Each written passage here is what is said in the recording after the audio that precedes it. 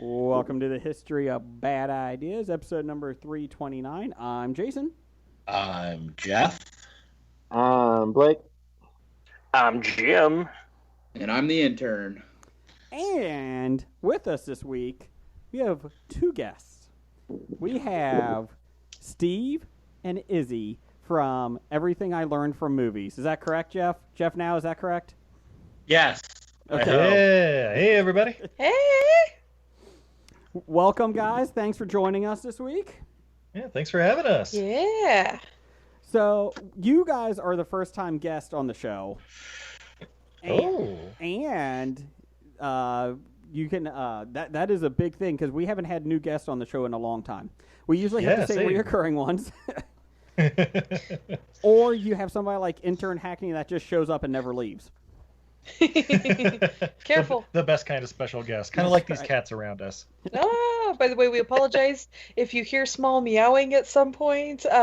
One of our kittens has just discovered her voice, and her favorite time to meow is during podcasting. How many cats do you have? 3.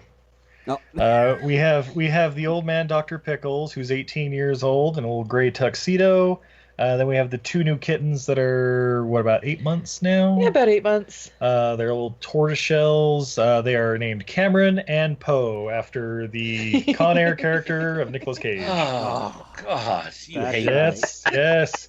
And well, they are replacing our podcat who passed away, Castor Troy, from Face Off. By the way, I had that cat before I met my husband. That's awesome. Oh my God, that's amazing. Yes, he was a supervillain. I did like how when Izzy's like, we got cats. I asked how many, and Steve's like, 3. Yeah, 3. Yeah, that's about right. Yeah. It's like, I don't know. Let me check my lap. Uno, dos, tres. So your one cat's 18. How long do they live for? Too damn long. I mean, the one who passed away, Castor Troy, he was unfortunately only 7. Mm-hmm. But, I mean, my mom had a cat who lived to be 23, but I definitely feel like Pickles is on the older end. Most cats I know, usually 12, 14, somewhere in there. Okay. Yeah, I feel like we need an expert like Joe Exotic to tell us how long these things stay alive. Contact the Tiger King! Is your cat going to attack Joe Exotic and no one help him? I mean, probably not. That would require a lot more moving than he. He'd be like, just kick it. No, put the gun down. Put the gun down. You just need to kick it, man. I have a dog, even though Blake doesn't believe I do. I have a dog that's going to be 13 in July, and every time I feel like she's, going to be sooner than later, she gets a spurt for 4 weeks and just runs around like mad. And then she sleeps for 15 hours a day, 16 hours a day. But every time I feel like it's the end, she surprises me. So she can sense you're getting ready to put her down. Yeah, that's pretty much Dr. Pickles. Every time Steve's like, well, better start making that appointment. It's like, nope. Well, now we got the CBD oil for him, goddamn pothead, and so he's going to live forever. We have to keep Pickles high initiative. Well, the issue is that, especially now during quarantine, she's just hanging around us all the time, and I have 3 kids, and they've always loved her, and she's always been great with them, but now they're really attached to her, and I'm like, oh God, this is going to be really bad when it happens. I was like, I don't know if I can handle this. Daddy, this is my best friend in the whole world. Nothing could ever change that. Bite her or something. Just Look, a new bike. Go over that way. So, Brian, how old are your dogs over there? The Boston Terrier will be 13 in the fall, and then Bowie is just a little over a year old. Did you feel that getting the new dog helped the older dog? Absolutely. Okay. Yeah. And how old are your cats, Brian? Let's see. Snowball is roughly 14, maybe 15. And Whiskey is just about 7. please tell me Snowball is black, just like The Simpsons. No, she is actually she's 85-90% white. Aww. Is it Snowball she was 1 a or part 2? at Venus. Yeah, And they she gave was. her a- Yeah, we rescued her from Dana's. We found her living under the deck. Oh, the bar? And, Dana's bar? Yeah. So. Jeff, you have no animals. You're soulless. No, Pet hour. any living creature that depends on me for Hello? it to survive will die. including plants. Any living creature. Welcome to Pet Talk on Hobie this week. Blake, do you I mean, have I personally would probably die if I didn't have other people feeding me. So, Blake, do you have any animals over there? Yeah, the girls used to have 2 twin cats when they were little, but those cats kept finding a way to chew through the water lines to the refrigerator. Jeez. They were able to squeeze behind the refrigerator until I figured out how to block and keep them out of there. Then those little bastards learned how to climb up in the basement across some of the rafters to the water line and start chewing directly from where the water line taps into the damn water pipe. All you got to do is just put a bowl plumbing. of some water down, Jason or Blake, for them. They don't. They had plenty of water. Those cats were never wanting in water or food. Blake, are you sure you had cats and not beavers? Yes, I'm Okay, pretty just damn. checking. Just checking. So we eventually had to give them up for adoption. And it was probably the best thing too, because this is when, we were full on soccer nut family mode, and so we weren't home, and they needed attention. They needed a lot of attention. So, and we just couldn't give it to them. So we had to find a family that was worthy and give them up for adoption. But the rule was they had both go to the same house because we didn't want them split up. So, and we did. They found some rich doctor's family, and they're getting groomed every week. Those cats went to a life of luxury, man. Oh, cats. I thought you said you got rid of your daughters. I'm sorry. My bad. wow. Still got one in the house. Can't get rid of that one. I keep spraying water on her every once in a while, but she keeps popping back up for food. So, Stephen, Izzy, ever since we've been in quarantine, we started doing this in Skype because we usually have everyone in a podcast bunker studio that we built at my house, the Bob Studios. And we got probably 2.5 months worth of it after waiting 6 years to build it until we went on lockdown. So yeah, then we had to bring our own chairs in. You believe that? I built He makes you a a podcast room, and then he makes us bring our own chairs in. I think we're getting off easy, only having to supply a chair. Come on. Blake, I'll give you my bill for my basement. I'll give you that. Just for the soundproofing. We do have a dragon on the wall. But anyways, so we started the last couple weeks with the big important thing. How much toilet paper do you have? Steve, Izzy, how much toilet paper do you have in your house right now? Half a case? No. We're down to about a quarter of a case, but we haven't bought any since January. We bought one Costco thing in January. We're still working our way through it, so we've actually not had to COVID buy yet. Okay, good. Intern, how are you doing? Doing well. Just was able to grab a 30-pack from Costco. Okay. And a big thing of paper towels. So I'm up to 50-ish rolls of toilet paper. So I think I'm set. Okay. You're a hoarder. You're a hoarder. Ready for Taco Tuesday, I see.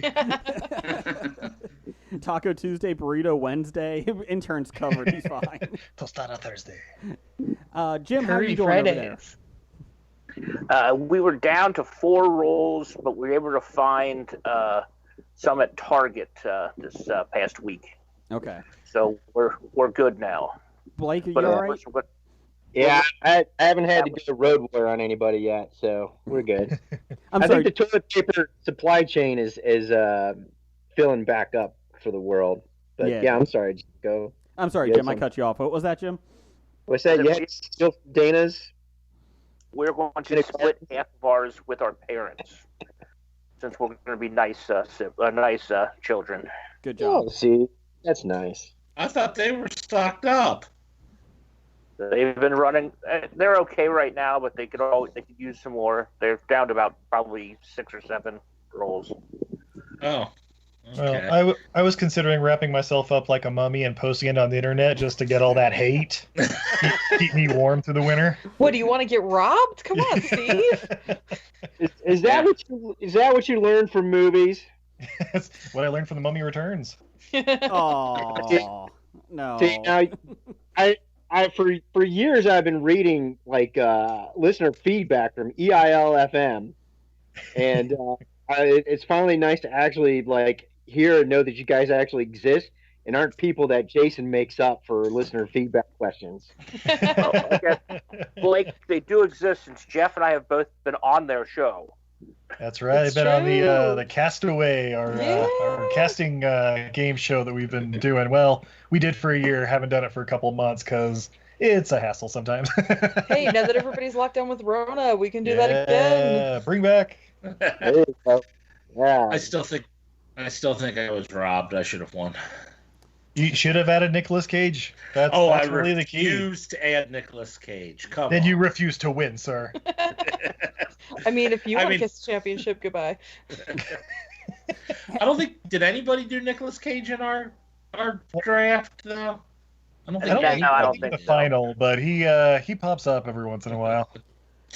He's no Terry Crews. Yeah. Terry Crews is like every episode. It could be like, hey, we're casting Friends. Yeah, Terry Crews. He's playing Chandler.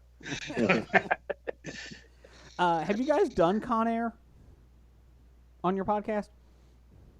We have not, but Nick August Cage is just around the corner, so keep an eye out for that one. If you do, I would love to volunteer for any Nicolas Cage film in the 90s, late 90s, early 2000s. We're in. All right. Excellent. Every 2018 wonderful collection Nicolas from Cage 2015 to present.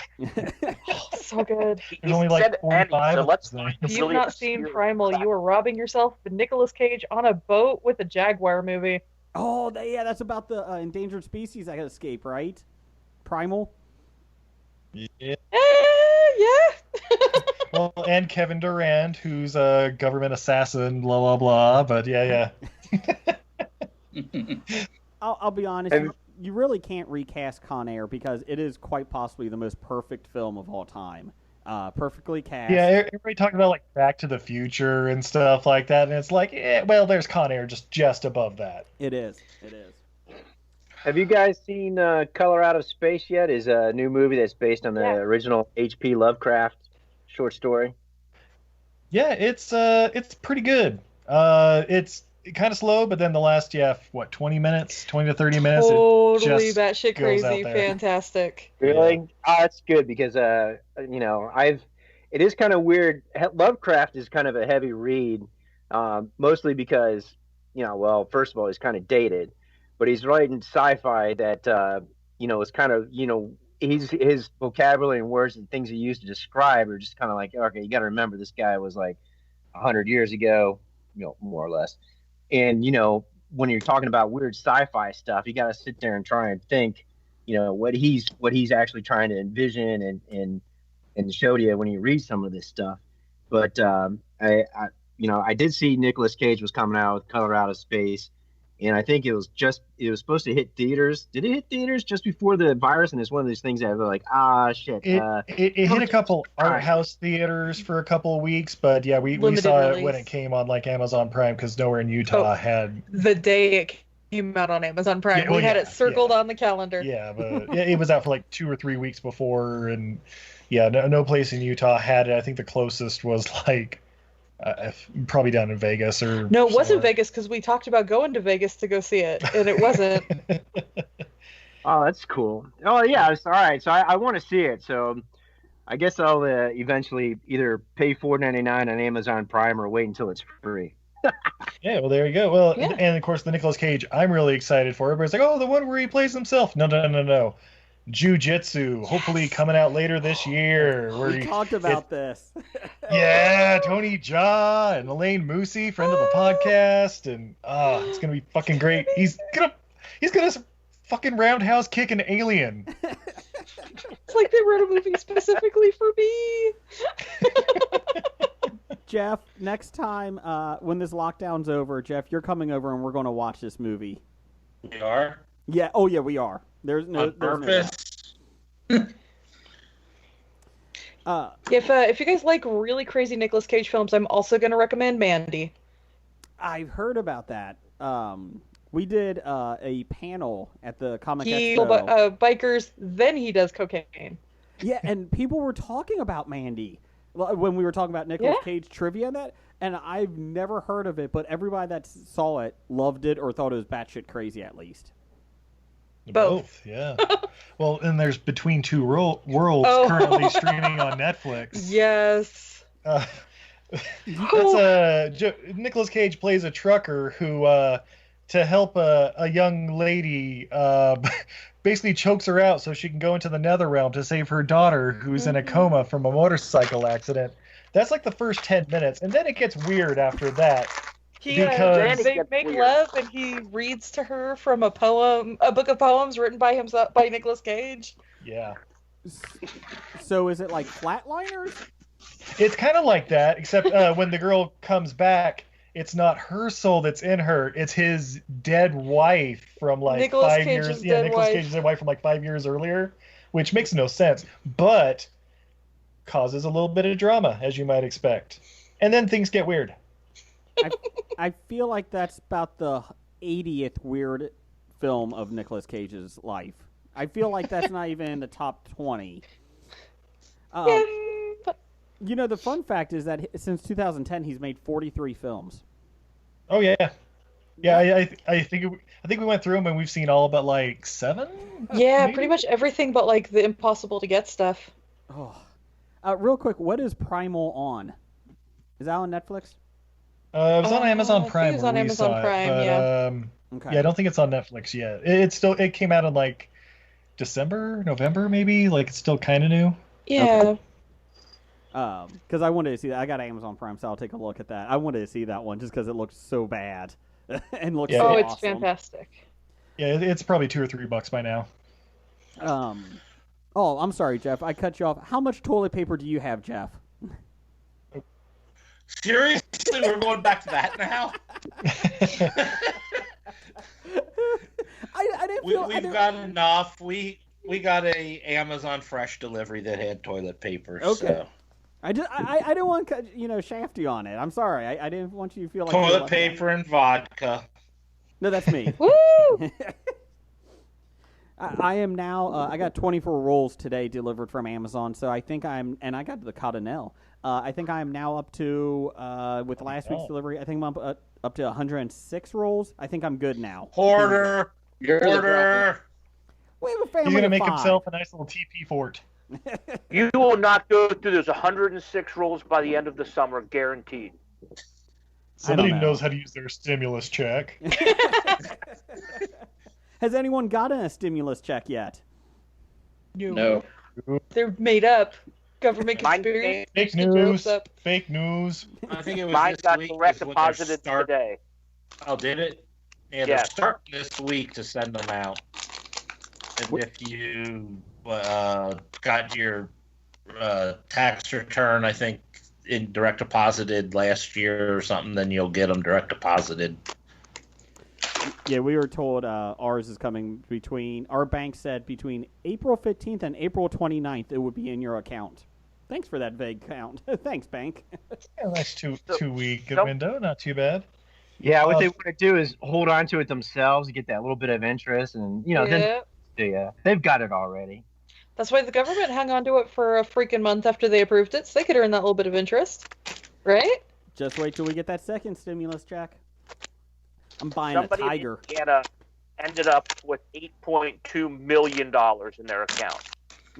I saw that. So that's where everybody else's stimulus check went. There's a fireman that went to check his account, and it was $8.2 million from the government. Whoops. That's what he's trying to hit the ATM as often as possible. Yeah. See, He has that monopoly Stop the problem where it's stimulus like, was bank makes working. error in your favor, collect $8.2 million. cash it out, move to another country. You can't leave the country right now. You Yeah. can't. No, with $8.2 million, you can leave the country. True. Of course, then you would have to go to like Canada. Jeez. You could sneak across. I'm all right with Oh Canada. no, and they pay for your health care too. Oh. Yeah, they also have extradition. Oh no, they'd have higher point beer. Ah! That's a fallacy. They just do it alcohol by weight as opposed to alcohol by volume. Oh. Okay. Oh no, they're police officers ride horses. Ah! And they're nice to people. I don't know what to How do. dare they? That's the final straw. So wait, the rest of you guys watch Under Arrest on Netflix too? It's basically the Canadian version of Cops. It's fucking So good. amazing. It's always Americans. Yeah. It's always Americans. They're the only ones that would sign a release. Yeah, pretty much. Yeah, I have their Stupid face that way. shown. Everybody's like, oh, this is free country, blah, blah. No, sir, this is Canada. Please calm down. So what you I doing still out have no- here? I still have no clue why anyone signs off to be on Cops. Yeah, that's going to be their big break. They're gonna have to pay for bail money. Come on. Yeah, first they get on Cops, then then it's Married with Children. Wait a minute. Then it's Forensic Files. Oh god, this is turning bad. Guest voice on The Simpsons. That's still around, right? Simpsons? It is. Yes. Before I we, just turned Under Arrest on in the background. Yes.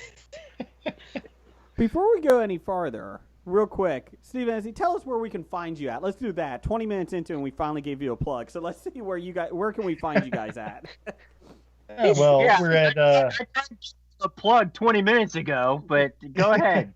Shut up, Blake. Oh, well, of course, we're with Everything I Learned from Movies on all your favorite podcatchers. You can always hit us up at EILF Movies. That's Everything I Learned from Movies. On Twitter, Facebook, and Instagram. That's usually the best way. And we're on Patreon if we want to throw a few shekels our way and stuff. Help but- keep Mr. Pickles high. Yeah, that's pretty much what it goes to. Yeah, we just talk about bad, questionable movies, and we got celebrity interviews, all kinds of fun game shows where we recast movies. Yeah, That Jeff all kinds of fun loses at. stuff. We're getting closer. We're circling Nicolas Cage interview wise. Steve, We've how close have we gotten? gotten to like his genetic double, his brother Christopher Coppola, Yeah. Ooh. plus co-star in Jiu-Jitsu Elaine Moosey. One of his directors. Oh yeah, Johnny Martin, director of Vengeance: A Love Story. Check it out. Ooh. I Yep. would love to see just what Chris Coppola says. Like that's a good one. I like that.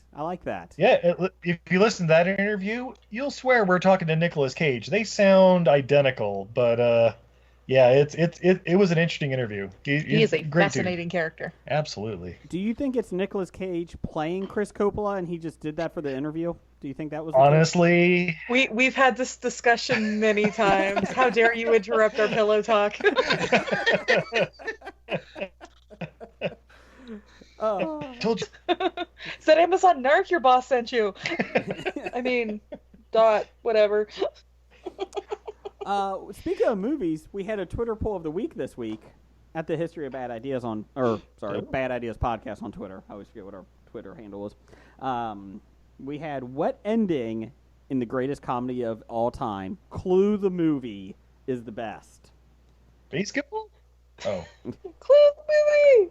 Everyone loves Clue, or they should, and if not, they're not allowed on the podcast. There was only 3 endings: Miss Scarlet, Ms. Peacock, and everyone but Mr. Green did it. Spoilers. So the outline is not correct. Damn you, intern. We had a couple other things. People. Sorry. It's all right. I was off for Easter. It's okay. It's okay. It was a 2-way tie for last. 12.5% voted for Miss Scarlet and the Miss Peacock ending. And 75% voted for the everyone but Mr. Green did it ending. Jeff, what is your favorite ending? I voted for everyone but Mr. Green because that's the ending that had flames on the side of my face, burning, heaving breath. Just a red herring. That was the misstart. Yeah, it was all of them. Oh, okay. I watched that. I had it on in the background when I was working from home last week, and it's been a while since I watched it. And that is a quick movie. Like it flows quick. It's an hour and 40 minutes, I think, and it does not feel like that at all. And that's with 3 different endings. Yeah. Just like if you only watch one ending. Mm-hmm. So, what are your thoughts, Stephen, Izzy, about this? About Clue? Phenomenal movie, and I feel like any ending, whatever one you feel like calls to your soul. Yeah. Steve's gonna vote for the boobies one.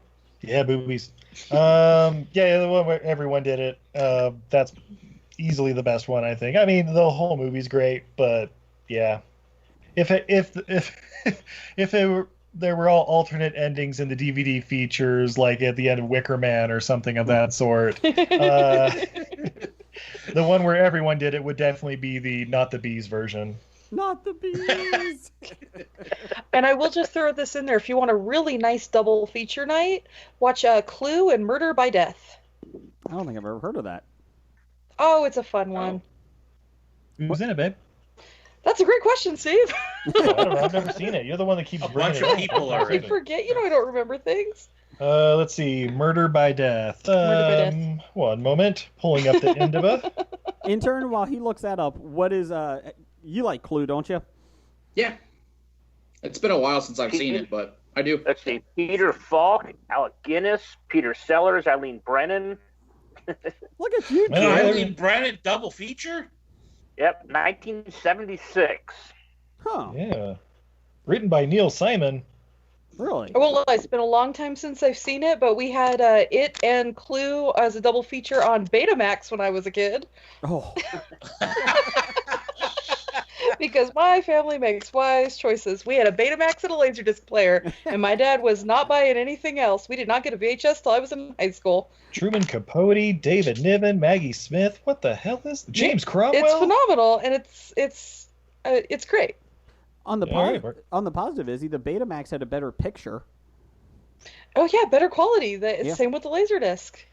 Yeah, unfortunately, Laserdisc had 6 Laserdiscs out there. That's the only thing you could find. 6 of them. Yeah, and we've got one of them framed on our wall that I took from my parents' house, Big Trouble in Little China. Oh. Yeah. Jason, I Yeah. beg to differ, though. Mm-hmm. When I worked at, we'll just say a national toy store at one point, Mm-hmm. they had a Nintendo display that used laser discs. Really? And a coworker and friend of the show had a laser disc player, so he took all the old ones, and so we would watch the old Nintendo laser discs Like just for the hell of it. Like the previews for the Nintendo games coming out?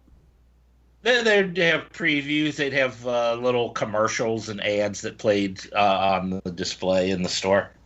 Captain Nintendo, huh?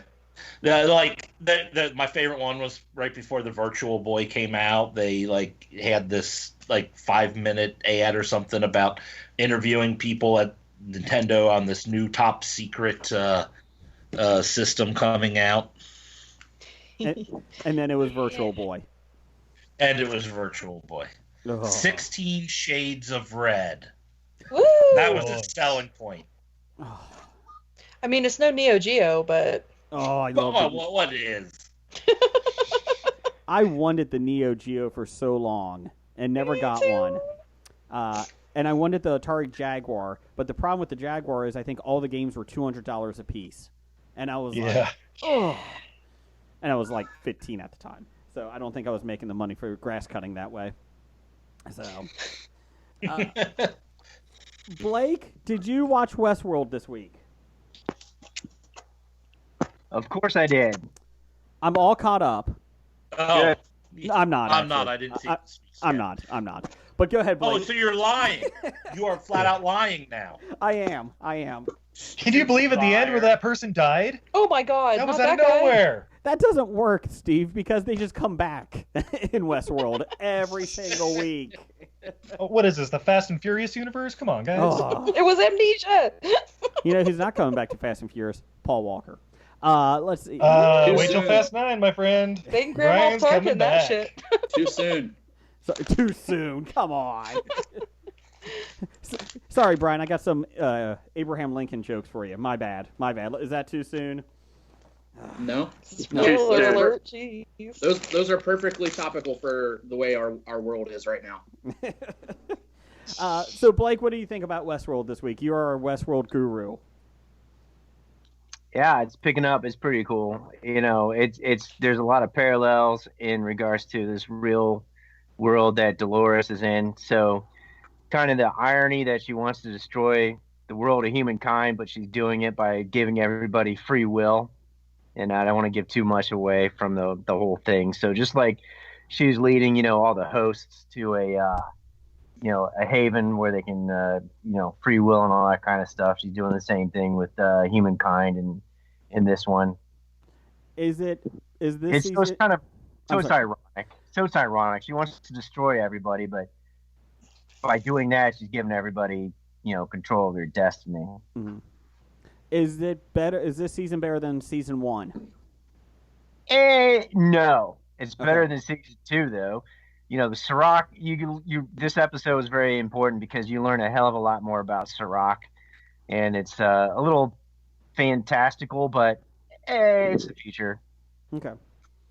When I was working from home the other day, AMC had on Future World, the sequel to the Westworld movie from the 1970s, and let me tell you. Future World is not good. It is not good. I watched some of it, and I was like, I remember this a lot better when I was like 10 and really enjoyed it. Yeah, Jason, you remember a lot of movies from your childhood and think they were good, and then they turned out to be terrible. So, false. Commando, still awesome. Well, Commando is, but Jumanji is terrible. We'll get to that later. They do differ. All right, which is better, Jumanji or Hook? I've never read the book. No, Hook. Jumanji or Hook. Oh, Hook! I thought you said the book. Yeah, like Steven Spielberg, Dustin Hoffman, Robin Williams. Jumanji. I don't read. Yeah, Hook was terrible too. So wow. I guess I would pick Jumanji over Hook. See, both of those films in my house are. Both of those films are loved in my house. By me too. So I will say Jumanji is better than Hook because Jumanji is shorter. Hook, you could have taken away about 20 minutes of it. Oh, easy. Because it's shorter. I like it. Jim, were you But going to only make... one of them has #child murder. That's true, yeah. No kids die in Jumanji. Spoiler alert. Jim, were you going to say something about Jumanji? I was going to say, is it better than Popeye? Oh. Ooh. Oh. Yeah. Yeah, I really The movie that ended Shelley Duvall's career, am I right? I think Shelley Duvall ended Shelley Duvall's career. Everybody Shelley tries to blame Duvall- The Shining. They forget about Popeye. Shelley Duvall had Shelley Duvall's Tall Tales and Legends. What? Shelley Duvall's Tall Tales and Legends. It was like, I think, the first original Showtime show. Oh, God. Where, yeah, I enjoyed that. Was it on... It was on Showtime. Mm-hmm. And yeah, she would take famous fairy tales and legends or whatever, and they would, film them. That sounds awful. Well, yeah, you're awful. Oh my God, fairy What else you tales turned into a movie. Oh, that's terrible. Disney made a fucking fortune off of doing it. Not with Shelley Duvall, they didn't. Shelley Duvall's The Little Mermaid. Shelley Duvall in Beauty and the Beast. Whew. I don't know what to say about that. Anyways, Blake, would you like to do some listener feedback? Yeah, but speaking of TV shows and stuff, have you guys watched any of the Tales from the Loop? Not yet. That's on Amazon Prime. It's I've heard Yeah. I've heard it's what's that fucked up one? Balderdash or what's that one? that about fucking Bandersnatch? No, it's nothing like Bandersnatch or that kind of stuff. I've actually watched 5 episodes and it's kind of interesting. I mean, it's kind of they do a heck of a lot of artsy, cinematography and it's like a weird sci-fi that it was based upon the Swedish painter who used to put like this futuristic weird stuff in normal landscapes and suburbia and farms and all that kind of stuff. So it takes place in a fictional Mercer, Ohio, and it looks like it's a cross between 1950s and 1970s. But I think the best way to describe the technology that's in this alternate place is that it's almost kind of like out of Fallout. So if you ever played Fallout 3, Fallout 4, a lot of like weird 1950s futuristic technology that was on like on Raytheon tubes and stuff. But it is really weird. This thing in underground that most of everybody in the town's employed is called the Loop, and it's just weird science fiction machine thing that everybody studies, and everybody just accepts the stuff wherever. So it's kind of artsy and cinematographic. Some of the plots are kind of predictable. Some of them are a little weird, but it's like a sci-fi tales from the creep or Crypt. Tales from the Crypt, but sci-fi, but real serious. And each episode is kind of like standalone, but each episode brings in a new character from the prior episode, right? So if you see characters that are background folk in this current episode, they're going to be likely the lead in the next episode. So they're all intertwined. All the stories are essentially intertwined, but you're getting them all one at a time from different perspectives, and different things happen to everybody. So if I were in a pandemic, I may not be watching this, but it's still kind of neat. Sounds like Eureka meets Black Mirror. Yeah, Black Mirror, but yeah, it's kind of like Black Mirror, but I would say a little more artsy and a little bit more sophisticated, if that makes any sense. Like How many Eureka. tigers are in it? No tigers, thank God. Okay. To go back, Blake, did you describe that as suburbia? Yeah, it's kind of like a suburbia. Okay. I wanted to make sure I heard that correctly. I was trying to think of the right way to describe it, and that's yeah. I'm gonna trademark that. I have no words. Yeah, but anyways, if you guys check it out, let me know what you think. I already forgot what it was called. It's kind of neat. Tales from the Loop. The Loop. Yeah. How many episodes is there? 87. There's like 7 or 9. I think I'm on number 5. So. I'm sorry, did you say 7 of 9 was in it? I'm sold. 7 or 9. I can't remember. Well, Blake, you got to see that. I got to watch Trolls 2. Oh, boy. Nice. Yeah, Thanks, Troll Got 2. to? Oh, wait. Got to or had to? Don't eat the corn. It was my son's birthday this week, and so we were going to go for a hike, and then it decided to drop from 70 degrees one day to like 25, and then the wind was about 50 miles an hour out here, so we did not go for a hike. So he wanted basically play Legos, play video games, and then he's like, oh, let's watch Trolls 2. Everybody in the family will watch it. So we did, and here's my recommendation. It's better than the first one. I did not want to gouge my eyes out, and it was not too long, so it was a shorter film. So Well- you could do worse.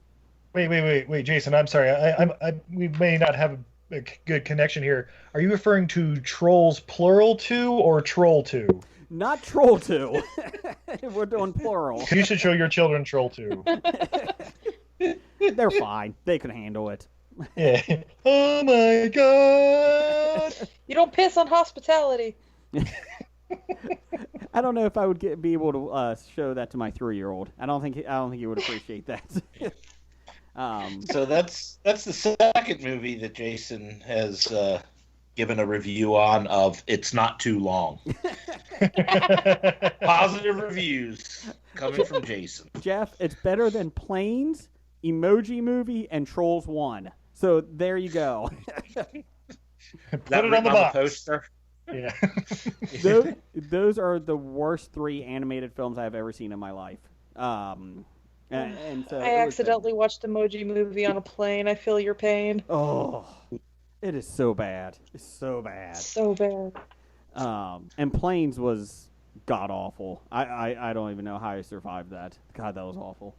I was rooting for them to all wreck. Tailspin.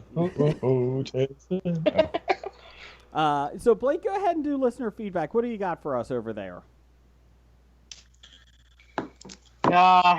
Yeah, okay. Everything you learn from movies, people. We start off with this one person. You know who that is? Stork. Doug. Oh, even better. Hey, fans.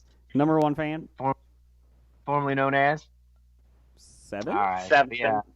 Dad. Hero in this time of pandemic. Yes. What will the Patriots do to replace Tom Brady? Get a quarterback. They already did it. Jim? They got Brian Hoyer. They're good. Yeah, Brian Hoyer and Jarrett Statham taking the Patriots back to the Super Bowl. Woo! What they're Kaepernick. going to do is suck so they can draft high next year. For Trevor Lawrence. Yep. Their defense is too good to suck. Not if they tell the defense to purposely throw games. Ooh, purposely. They would I, never. w- I would not put that past Belichick to do. Wait. I would. You mean like the Bengals did this year? No, the Bengals are that sucky. No, Yeah. we were just that bad. They tried to beat Miami. They went to overtime and couldn't do it.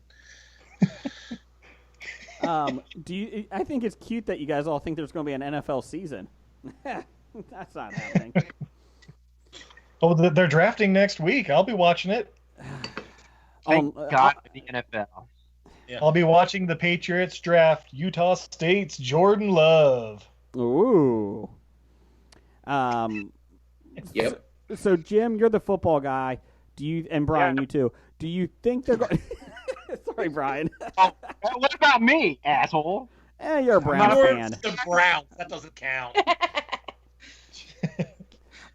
Jim, do you think Cam Newton will go to the Patriots, or do you think he finds a job this year? Cam Newton will sign somewhere. He's got an upside that's too high to not play. Cam Newton will hold out or not sign until a contending team gets an injured quarterback, and then he'll go there. Okay.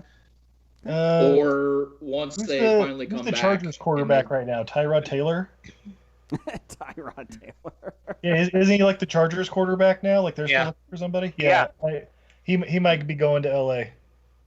I think Tua is going to LA. Oh, yeah, I guess if they draft, yeah. Chargers are going to make a move and get him. Cam Newton's ego is too big to be a backup, and there's going to be a team that's going to have to sign him, and then you're going to find out if Cam's got the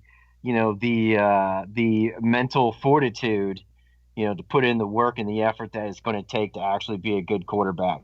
I mean, he's a good he's one of those naturally physically gifted quarterbacks, but the problem is it comes too easy. It probably came too easy for him, and he's more concerned about his fashion and his brand and everything else than actual playing football. Hey, Blake, spoilers. He won't put in the work. He won't. And that's the problem when you got some athletes that are just too physically gifted and they rely on it for too long, and then Mother Nature always wins that battle, and they burn out so quickly, and it's a shame. Well, and other people get screwed over, like Tim Tebow. Oh, Yeah. fuck that dude. Fuck him. God. You mean The people who aren't naturally gifted, like Tim Tebow. The people who are just so incredibly talented that the NFL is threatened and have to push him out of the league. Oh, Send him to That's Canada. Oh, that's what Cam Newton should do. He should take a knee. Then he'll have his own built-in excuse for not being signed by anybody. Intern, what were you going to say about football? Did you have a comment? No, I was just saying, like, all those guys like Newton and like Andy Dalton. Once training camp and everything is able to go on, it'll probably be rushed. So we're probably going to see a bunch of injuries. Mm-hmm. There'll be, it happens every other year, but basically, so you'll see a couple guys get hurt, and then the need will be there for them. I'm sorry. Go ahead. Yeah. I think after the draft, you're going to see a lot of free agent and trade movements regarding quarterbacks. Because I think right now there are a number of teams that are thinking about that they want to jockey and try and get, a couple of these players. And then after that pans out, then we'll see what happens. Because are you really going to hold on to Andy Dalton if you got Joe Burrow? We can't. Are you going to hang on to Tyrod Taylor when you got Tua? Oh, wait. Well, hold on a sec. Tua's going to sit out the year or back up his first year, I bet. Yeah, I think they would, just to be safe, because he is a little brittle, and the best thing would be, to let him do another full year of healing and develop and be safe. And Tyrod Taylor's really not a bad quarterback, tell you the truth. It's kind of interesting. I was listening, I forget who I was listening to. They're like, Tyrod Taylor the past couple of years is actually a better quarterback than Cam Newton statistically. I'm a better quarterback statistically than Cam Newton.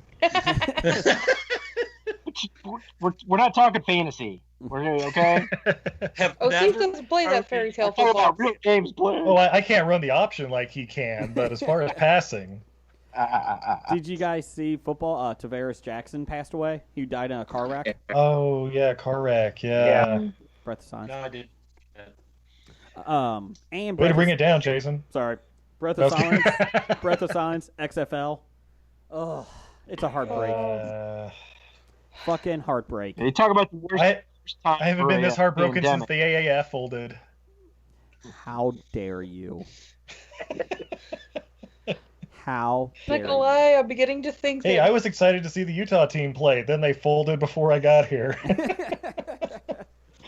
XFL supposedly they couldn't be guaranteed a TV spot next year, which kind of surprises me. And they were scared. They were worried that they would not be able to fill stadiums, especially with everything going on, coronavirus and that. So basically, they folded. The rumor is that XFL official, or the chair people are trying to sell it. The investors are trying to sell it to somebody. All the McMahons are? Vince McMahon is he only owned, I think, 20%. I think they said. Okay. But WWE, his daughters own the rest. Well, WWE owned 25%, even though they weren't supposed to own any. They owned 25% in the paperwork that came out today. So yeah, I think that's why that they filed bankruptcy, because the WWE is struggling so bad right now, and he had $500 million that he had put directly into the XFL to fund it for at least two seasons. So I think now it just got to the point where he had to make a choice, and he needed that money. Yeah. So, which really sucks, because it looks like he's trying to get out of paying a lot of people. Yeah. Did anybody else watch WrestleMania this past weekend? Yeah, we watched it. Yeah. I liked it. It was my first one I've actually watched live. So in a very long time. Live ever, but yeah. It was good to see some stuff, and we talked about a little bit that it was a nice diversion from everything. The problem was it was weird to watch it with no audience. I'm a huge wrestling fan. That's exactly why we watched it, because we wanted to see this train wreck. But I've been watching wrestling since I was like 4 or 5, and it's tough for me to watch AEW and WWE right now because there's nobody in the crowd. I can't watch it without the reaction. It's tough. Yeah. Are you saying they should do some laugh tracks in there or something? Yes, Get some laugh canned tracks. audiences? Get some of those Westworld robots out there. I don't see why they can't just go back to on Raw and SmackDown running the same shows from that date 10 years ago. Yep. Just to go back and, I mean, how they got deemed as essential by DeSanto or the guy in Florida is so stupid. Well, I mean, mega churches are all exempt. True. There you go. And they're dying off like crazy. Well, and the best part is you play it from 10 years ago. It's like, and welcome to the ring, Chris Benoit, going on to the next match. Here comes China right after these messages. Everybody take a shot. And the Iron Sheik. Everybody take a shot for every dead wrestler that shows up from 10 years ago. We're going to be trashed by the end of the first commercial. After watching WrestleMania, we watched WrestleMania, was it 17? Like the 2001 one, and it was like, oh no. 9/11. Yeah, the gimmick battle royale. Oh. WrestleMania 17 is probably one of the best ones. Yeah, it was great. But as soon as like Kamala comes out, and oh, Kamala, was Kimchi with him? Yeah, of course. The gobbledygook. Yeah, that's right. The fucking turkey mascot or whatever. Okay, so since this has been brought up, and we blame Steve on this one. Sorry, Blake. Real quick, Jim, I need your help here. We kind of talked about this on Twitter. Yep. If we were the WWE, here we go. Who is each member of Hobie as a wrestler? And tell us why. Well, I said I was Brock Lesnar because when I come on, I absolutely own the show. Mm-hmm. But I get to come on when I pick and choose, and all the fans hate me. I said that Jeff was Kofi Kingston because he's here for a good time. He should have won more titles. Probably should have had more hand in everything. But he's just here for his friends. That I like to jump on chairs. Yes. And the acrobatics, you're really into those too. I think Jason would be Iron Mike Sharp. Arn. Because he's just a jobber. I mean, he just shows up. Every week he shows up and just gets pummeled. But puts in a good effort. But he's still a Hall of Famer. What about Barry Horowitz? I can clap my hand on the back. Would you rather be Barry Horowitz and Iron Mike Sharp? God, no. No, I'll take Iron Mike Sharp. Who's Brian?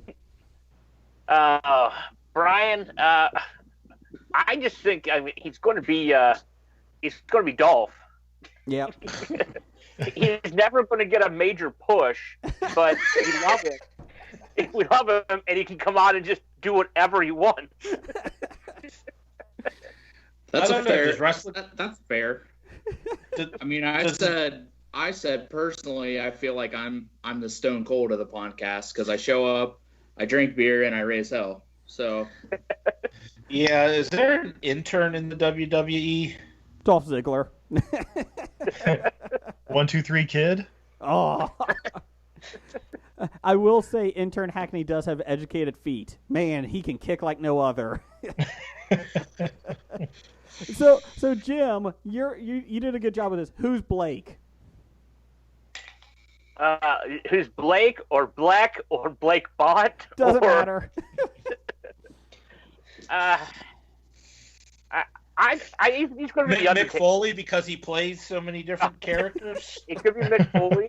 Can I be a trio? You can be a trio. Mick Foley. You're Mick Foley. Sergeant Slaughter every week. Intern says Sergeant Slaughter. I like that one. Are you saying he has a large chin? Are you saying he's a G.I. Joe? I like that. He's Sergeant Slaughter. Change approved. Good job, Blake. Awesome. Real quick here. He's Dude Love, he's Cactus Jack, and he's Mankind all in one.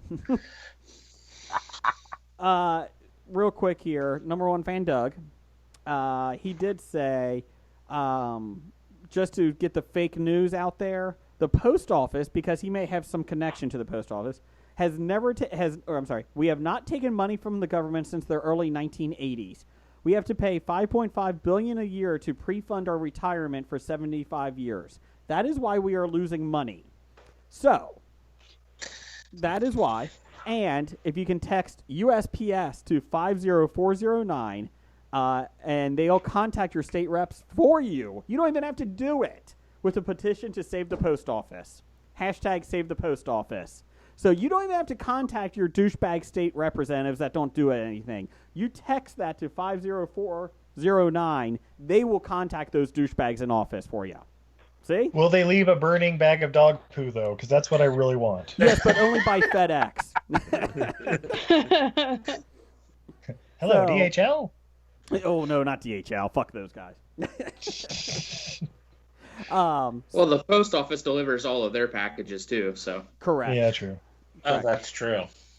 And, like, the post office can't go away because then how would we get our bills from UPS? That is true. And how are you going to get your stimulus checks if you don't have direct deposit, if you have no post office? You go on to the Shut up, IRS Brian. Shut website up. tomorrow. Oh, I'm sorry, is that your point? Neither See, rain, man, it's the no government's sleep, way of no keeping us rain. down.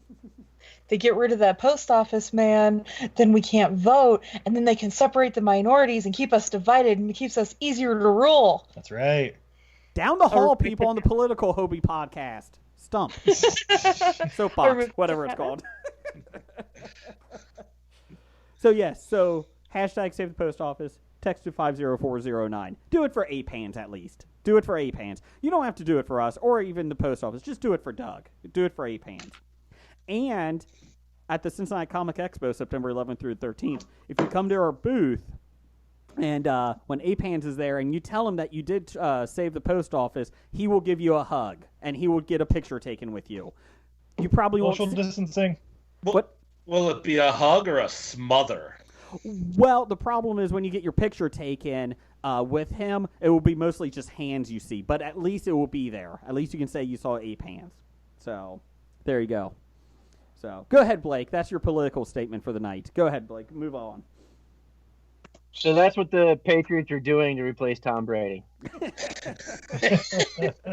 going to try to focus on saving the post office. That's right. Next one's from our Psy guy, Dev. If you were allowed to have a celebrity cheat list, who would you make your top 5? Jason Statham. Sorry, I was answering for my wife there real quick. It's true, though. But where does Nick Cage fall in your top 5? Oh, I don't have that kind of self-esteem. Come on. Yeah, she's basically just focused on the cast of Hobbs and Shaw. It's like, yeah, maybe Idris Elba, The Rock, Ryan Reynolds. Keep Kevin Hart away, but, The Rock's brother's kind of cute. Okay, Izzy. I want you to close your eyes. I got Jason Statham on the line for you. You ready? You ready? Here we go. Oh my god. Gotta get in tone here. I just cooked a shark. There you go. There you go. That was it. Wait, I was don't- that Sean Connery? I don't know who that was or what he said. So. Was that Steve Irwin? I know it's me, Sawdalls. I just cooked a shark. I don't understand who you are or what you said. I'm Jason So Statham. it's Brad Pitt from Snap. Hey, when did Vin Diesel get in here? President of the family. I just want to say that I nailed it. I think I nailed it. I think I did. I think I did. And yeah, that's Iron Mike Sharp with his finisher right there. Jeff, do you miss being in the same room with me as I do my impressions? Yes, they're better in person than they are over the web. Can they be any worse? We named a dog Indiana. Vin Diesel? Sure. See, Jason, you're forgetting your first rule of doing impersonations. Sorry. Dr. Jones. We named the dog Indiana. I'm Dr. Jones. No? Sylvester Stallone? Okay. Hi, I'm Kevin Spacey. I got people in my basement. Jim, don't be jumping in here. let me give you the number one here. Request it. I'm Michael Caine. Perfect. It's perfect. Stallone. That was Stallone 1000%. Really good. That was like Cobra era Stallone. I said I could hear Michael Such a good movie. pizza. That's how great it was. Well, we gotta leave Steve and Izzy. They're gone. See ya. They don't appreciate good art. Hi, everybody. Everything I learned from movies on your favorite podcatchers. Blake, who's on your cheat list if you're allowed to have one? There's multiple top fives. I can't go into details with them right now. Is that because your wife is in the house with you? Yes. Okay. Blink twice if you need to help. He's not on video, so that doesn't help. And Jason doesn't care anyway. I've been blinking SOS this entire time. No wonder it didn't work. Intern, what's your top five? Just give us a couple. Let's see. I had Kate Beckinsale, Nice. Brie Larson, Oh, yeah. Rosario Dawson. She's 5 of them on my list, so you can't have her.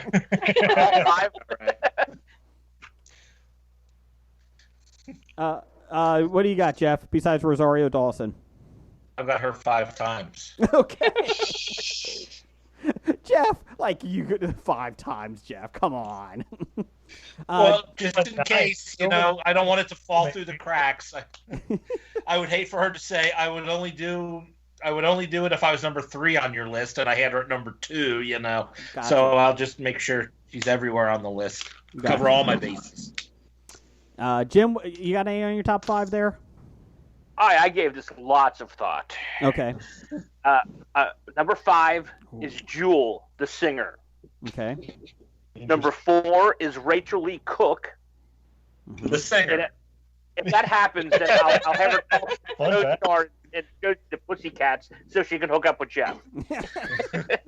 Thank you. Number 3 Good is brother Zoe right there. Chanel. Who? Number 2 is a tie between Joe Manganiello and Sofia Vergara. Oh. I want the entire couple. You want to be part of the 3-way. And my number 1 is still Brad Pitt and Jennifer Aniston. Oh, Bennifer. Or wait, no. At least with Joe and Sophia, when you guys are done, you can play some D&D. Exactly. The worst part about that is that he's a Steelers fan. Oh. Well, not He was- everybody can be perfect. Yeah, it's true. Yeah, the Steelers fan's far worse than the anal sex. That's for sure. Some things you can overlook, Steve. Not that Pittsburgh Steelers shit. Do we have a title for the show? No. I'm going to say Alexa Bliss is up there for me. Alexa. She's a wrestler. I'm going to say Chris Pratt is up there. I love Chris Pratt.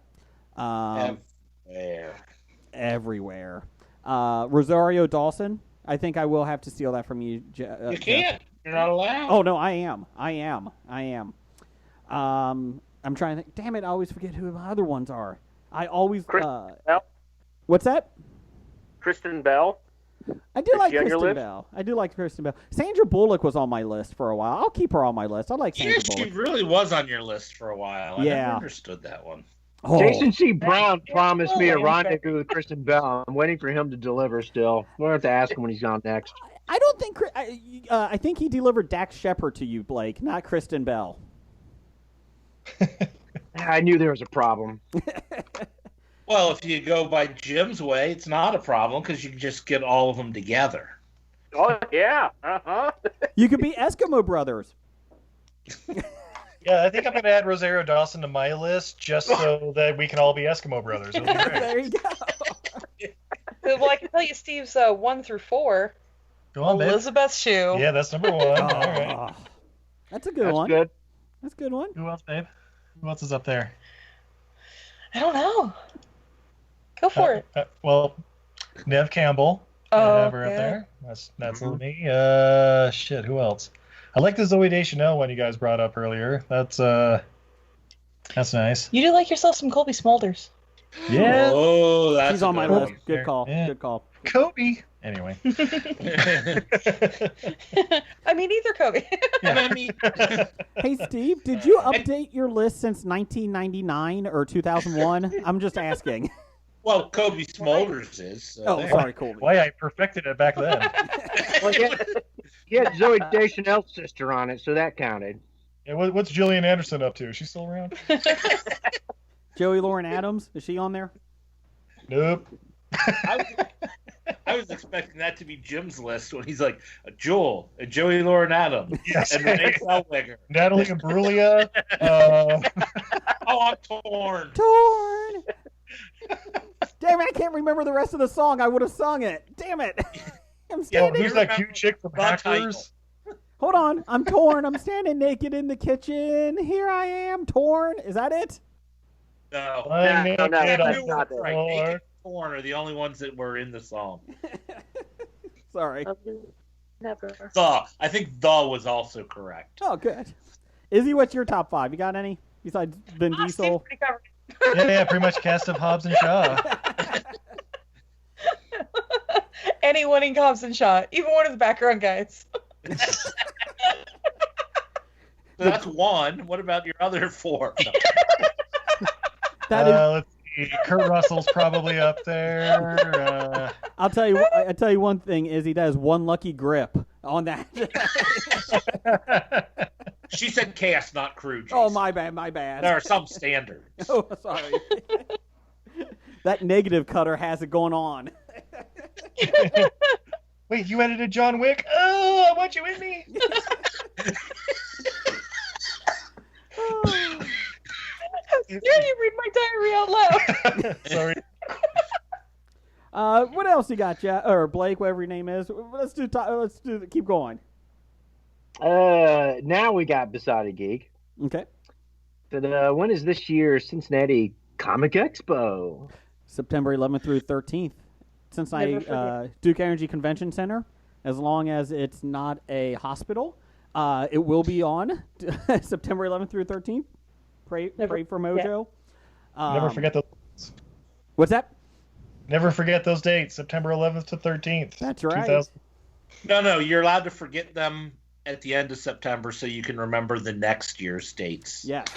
Uh, Hobie will be there, and we playing trivia.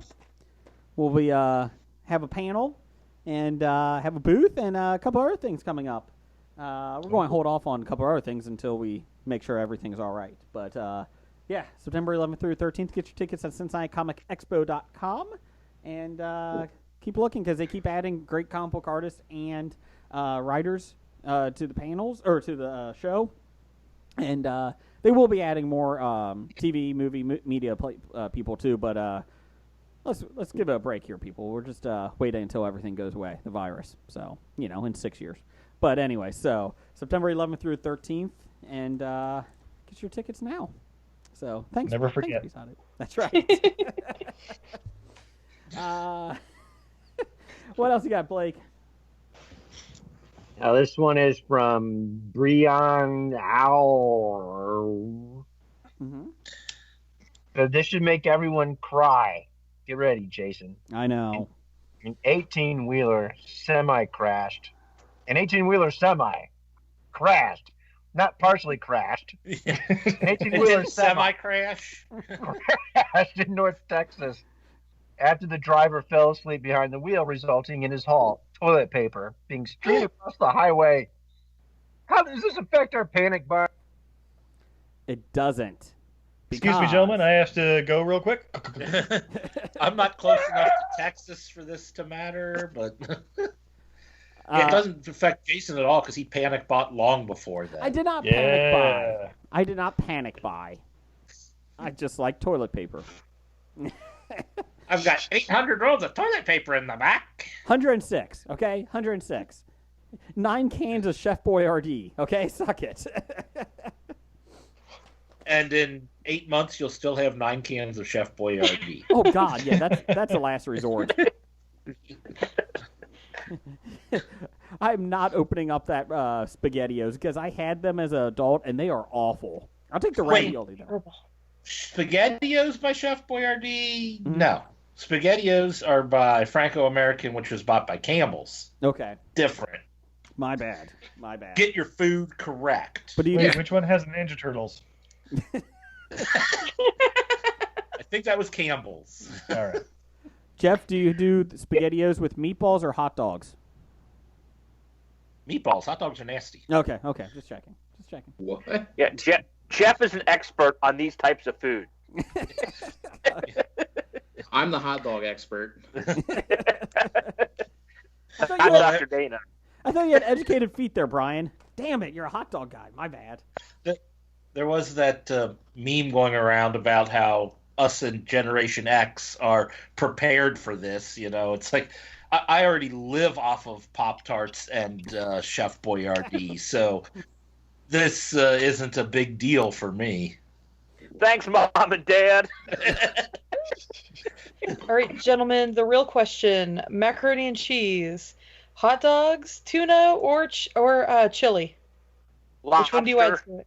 Lobster, I like that. Of those 3 options, I'd pick tuna, and I don't really like tuna, but it goes good with macaroni and cheese. I'm going chili. White trash special. I'm going chili. Hot dog. Hot dogs. Blake? None. Just none. Fools, the correct answer is chili. Chili. I agree. Unless it's my wife's mac and cheese. Her cheesy goodness doesn't need anything in it. Back me up, Jeff. Well, it is good, but we haven't tried it with anything else, though. So Wait, can you move your camera slightly to the left so we can see your wife, who I assume is looking over your shoulder when you say that? Can I add her to my list?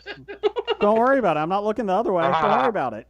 my question to you, Utahns, is when you say chili, I'm assuming you don't mean what we Cincinnatians mean by chili.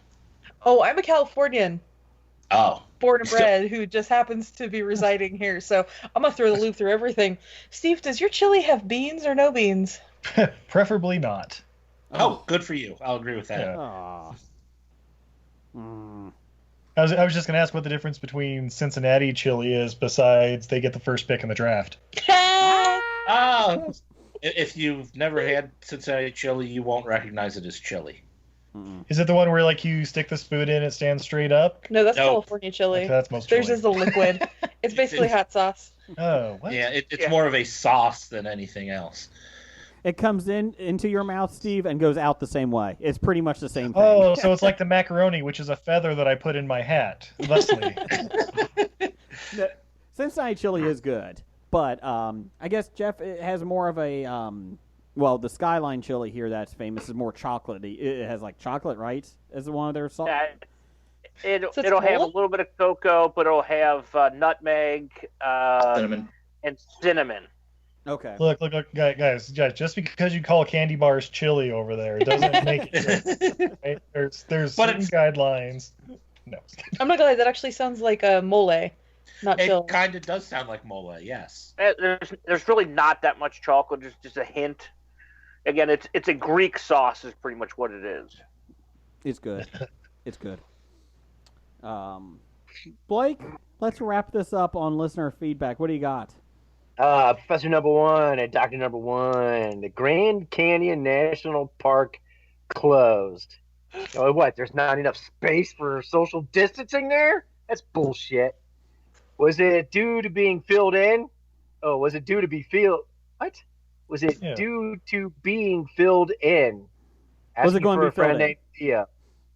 Asking for a friend named Theo. Fuck that Theo kid. Fuck him. Obviously, I have no idea what this is about. It's from Yeah, we've only talked about it on the show for a couple of times. So It's having a stroke. you would have no clue what it means. that fucking Theo kid from Million Little Things. God, I hope you fall into a Grand Canyon, you punk.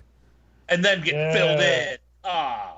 Yeah, dumbest 10-year-old kid ever. Yeah, take that shit, kid. Hashtag shit kid. Is it gonna be salmon? So is it possible for Theo to have gotten fetal alcohol syndrome from his alcoholic father? Maybe. Yes. Maybe His semen alcohol levels through the roof. yeah. On this episode of Forensic Files. Sperm had too much alcohol in it. That's what it was. Because if they can find a way, that show will make it so.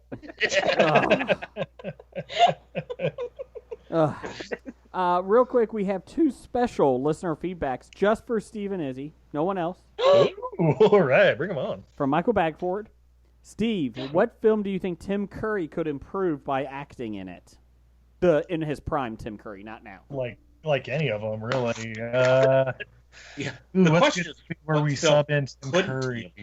Oh, I mean, anything with a monkey, obviously, if we base off Congo. Oh. Congo. I was going to say Congo, but it's like, oh, wait, he's already in there acting his balls off.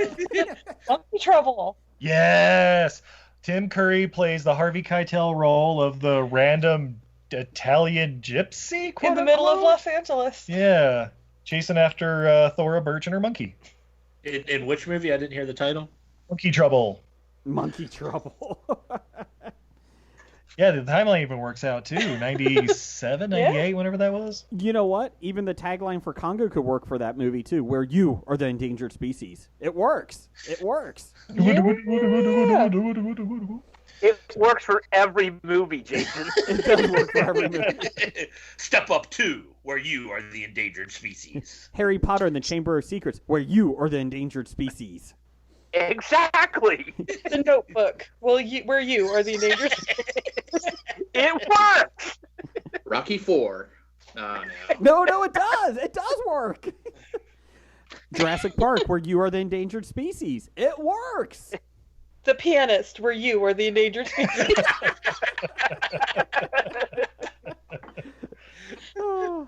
Life is beautiful, where you are the endangered species. Say life is beautiful, Jack. Yes.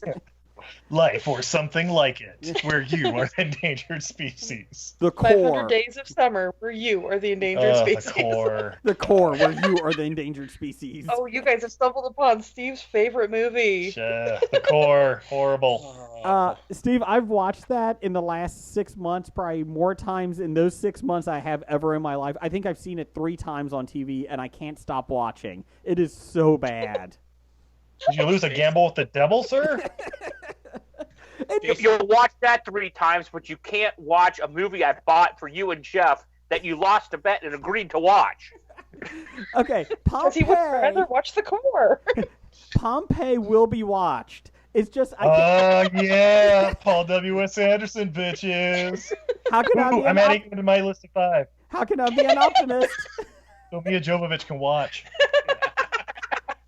How did I forget Mia Jovovich? How'd you She's forget gonna be on Mia the list. God damn Jovovich? it. That's, yeah.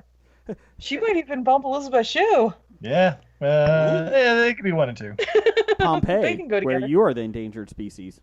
It works. All right, Jason, I'm going to ask you, brought up the core. Do you remember the standee that the theater had from the core? I did not. Oh, it was that big, huge thing where they had the drill going down. It could only fit in the middle of the room because of the tall ceilings. Yeah. And I'm like, they spent way too much money on the standee for this piece of shit movie. Now I'm going to have to look up to see if I can find a picture of this. Standee? Yeah. The core, where the working title was Laser Train to Hell. Yeah. The best part is Steve, since you're a big fan of the film too, is it's so ridiculous. Like when they get, I don't even know where they get to the middle, and they're able to get out, and I'm like, no, I don't think that's possible. Okay, let me run through this movie real quick. What's the train made out of? It's called unobtainium. What? Get the fuck out of here. What does it do? Oh, it's able to drill so fast we go into the earth at like 100 miles an hour. What? Get the fuck out of here. I didn't program it to read nothing. Get the fuck out of my face with this bullshit. oh, okay, we've set off the explosion, started the Earth. Smash cut to 4 hours later where they're back at the surface of the Earth. Oh shit, we're still in a high-speed chase from the explosion. Are you fucking kidding me? I will grant this movie one of the best Stanley Tucci freakouts of all time. Yes. Yeah. Yeah. Where he goes over the plot of the movie? Yes! For the people that exact same tone. For the people that just turned on the movie at this point, let me tell you what's going on. Yeah. And then Delroy Lindo punches him and says, "It's not a stupid ship." Steve, should I tell them my theory about the core? Go for it. So we did the core during a disaster month. We also, I forget which month we watched, but we also watched Sphere and Event Horizon, like kind of all in the same week. And I realized they all share timelines. Oh God. So the Event Horizon. Strap in, everyone. Put on your tinfoil hats, we're going for a ride. So an Event Horizon, for those who haven't seen it, it is placed in the future. A super advanced starship goes missing behind a black hole, reappears 5 years later. It appears to be completely undamaged. Its entire crew is gone. Turns out, spoiler alert, it was in hell the whole time. Yep. My theory is, because they're in the future, it goes through the wormhole. Obviously, they already talk about it had time travel and whatever. It crashes back to Earth and is the spaceship from Sphere.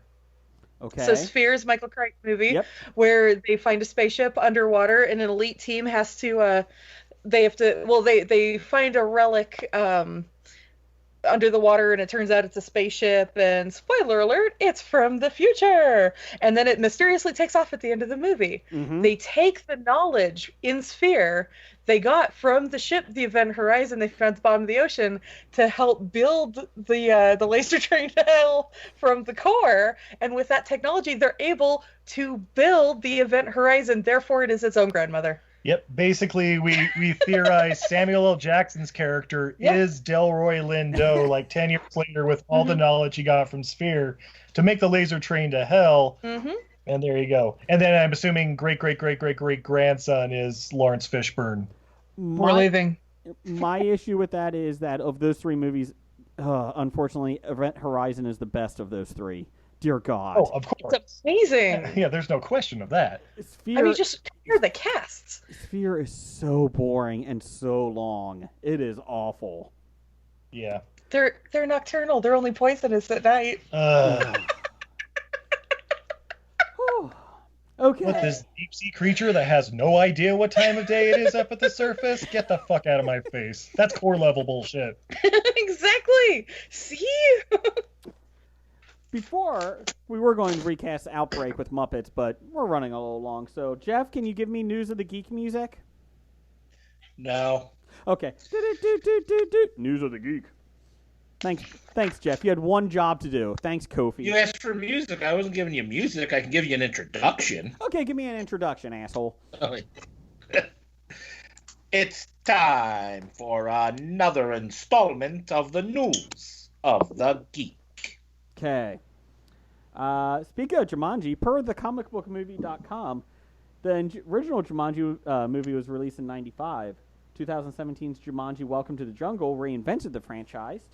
And then last year's The Next Level was also a hit with a whopping $797 million at the worldwide box office. I guess I'm the only one that has seen all three. Is that correct? Correct. Okay. Yes. At the end of the last one, they actually did set up for another one. And, of course. Yeah, despite COVID-19 putting Hollywood on hold for this foreseeable future, director Jake Kasdan, who has nothing else going on, he helmed the reboot and the sequel, said, yeah, I'll go ahead and do another one. He, quote, we were just getting into the conversation before this global calamity, and we were re-engage it as soon as everybody settled. He said the pandemic has slowed things down a little bit, but he hopes for the sequel that will be exciting on its own 2 feet in a way that's comparable to what the first two were for me. The filmmaker was quick to point out that he's still in their earliest days of trying to figure out what that will be. So, yes, I want a job as a director of the third one. I don't have an idea, but please hire me, is what he's saying. So, it's called Jumanji: The Final Level. The Rock and Kevin Hart come back, but they're, I don't know, women in their bodies. Boom. $800 million. Trademark it, Steve. Oh, patent pending. There you go. Good job. Good job. Basically, at the end of the last one, the Jumanji came to our world, and that's how it ended. So Jumanji: The Lost World. And it was best because even my 10-year-old was like, "Well, that's going to be a sequel." Yep, it will. Directed by Paul W.S. Anderson. Oh, he only makes gold. Exactly. Resident Evil. On the cheap. Let's see. He's the poor man's Paul Anderson.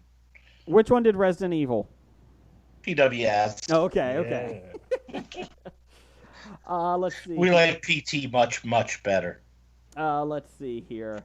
Actually, you know what? We're going to go off the line here because I don't really feel like Disney right now. We're actually going to go with the top movies that have been streaming during quarantine here.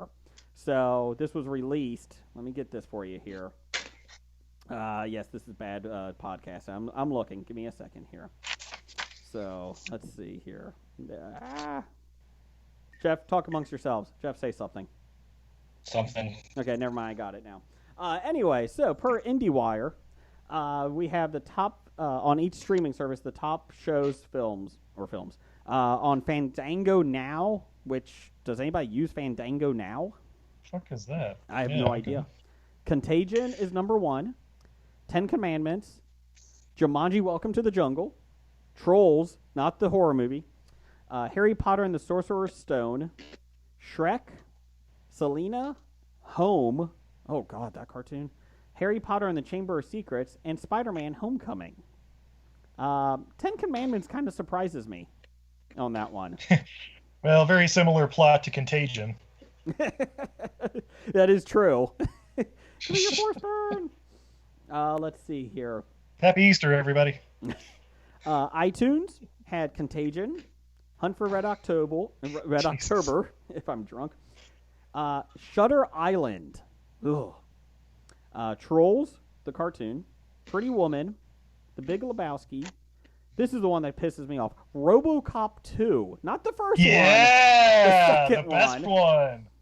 Shark Tale. That pisses me off because that's a horrible cartoon. Coming to America and Independence Day. Jeff Now's favorite movie. So Contagion's sweeping the charts, it sounds like. Well, Amazon Prime only had a top 5 because I think they only have 5 movies worth watching on the show, on their streaming.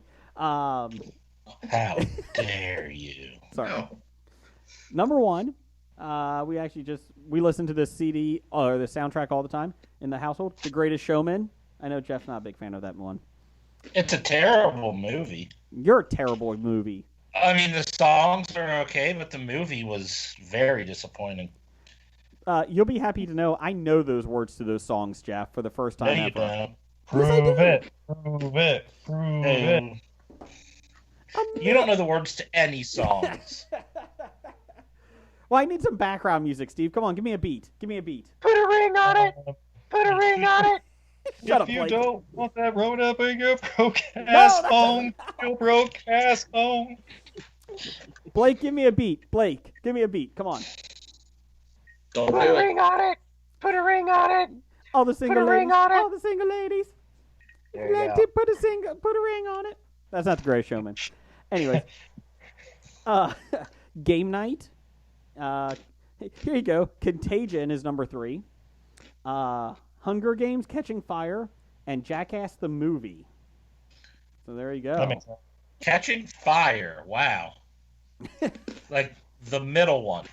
That's a wide spectrum. That's a wide net that got there. Yeah. Well, Well, if they can't catch that Rona, they got to catch something.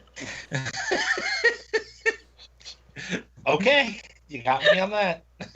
and then finally, Netflix. Last week, these were their top films watched.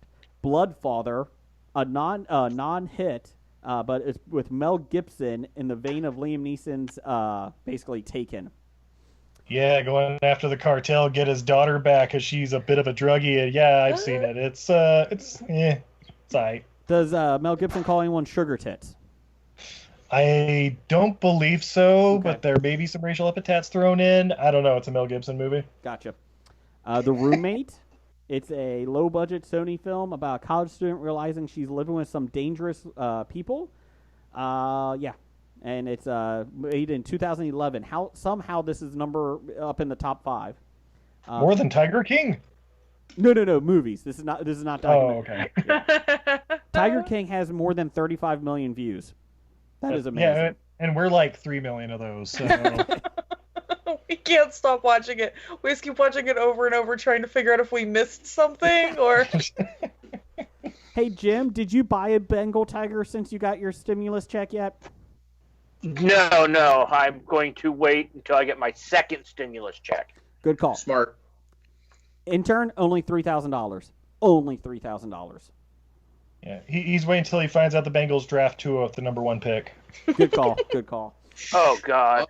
No, they're gonna trade it. No, they're not. God, stop it. We're gonna trade it for Andy Dalton.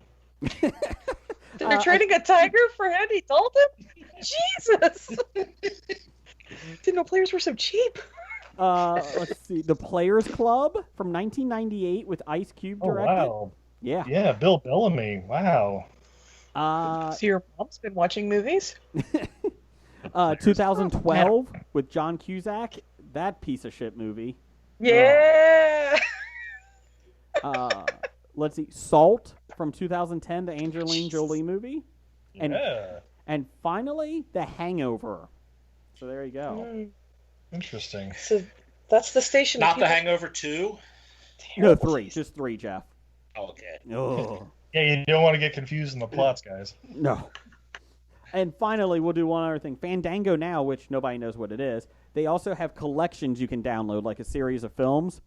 Number 1 right now, the whole Bad Boys series. Nice. Number 2. Including the Sean Penn one? No, not that one. Throw it in the middle. Yeah, right. It's like the Fast and Furious 1954 thrown in the pack. Is that the one with Chris Penn? I think he's in it. Bad Boys 85 or whatever? Yes. It's been a while since I've seen it. Star Wars, the whole 9-movie collection. Skywalker Saga. Harry Potter complete collection. The next 2 are really bad. Twilight, the complete saga. And the whole 50 Shades of Grey franchise. Well, they don't get porn in Fandango now? My question is, there's YouPorn. You can do that. You don't need to download 50 Shades of Grey. The Hunger Games complete collection is 6. John Wick collection 7. Now we're talking. This I'll love it. This is the worst one. Another bad one. Shrek, the Shrek movie collection. I'll allow it. It's not like it's the car/plane/trains and automobiles, whatever universe Pixar collection. If you go online to Fandango now, you can get all 3 Bad Boy films for $30. Too cheap not to buy. Oh, I thought they had to pay you to download them. Yeah. So. Hey, what about YouTube? They got anything for YouTube? Because probably not. I just finished Undeclared. The entire first season. Yeah. Tell me how the second season is. Kind of like the second season of Freaks and Geeks. Nice. I'm still trying. I gotta get through Cobra Kai. I really want to see that. I saw the first half of the season. The first season or the second one? First season. I'm halfway through first season. It's so good, man. I can't wait for the third season to come out. The first season, like the I think I'm 4 or 5 episodes in. I was really shocked by how good it was. I really enjoyed it. Yeah, you watched all the free episodes too? Yep. Yep. That's what I did. It's pretty good. I got YouTube. What is that? UTV. Red. Yeah, TV. Yeah. YouTube TV. Oh. And, YouTube After Dark. Yeah. So I have that now. That's my streaming service. So now I'm able to get all the YouTube Red stuff on it. So. Nice. And finally, the Worsley nominee. So we give out to the new listeners. We do the Floppy Awards every December, and every year we give out the Worsley Award to the guy in honor of the guy that trekked across Antarctica without a jacket and died. So this year, We always do the stupidest death for this award. This year, there's been a lot. The best one is now a Virginia pastor who held church services in defiance of local orders to stay at home has died of COVID-19. Evangelical pastor died of COVID-19 just weeks after proudly showing off how packed his Virginia church was and vowing to keep preaching unless I'm in jail or in the hospital, unquote. In the last known in-person service on March 22nd, Bishop Gerald O. Glenn got his congregation at Richmond's New Deliverance Evangelist Church to stand to prove how many were there despite warnings against gatherings of more than 10 people. He states, at that service, I firmly believe that God is larger than this dreaded virus. You can quote me on that. He said, repeating it a second time to claps and saying that people are healed in his church.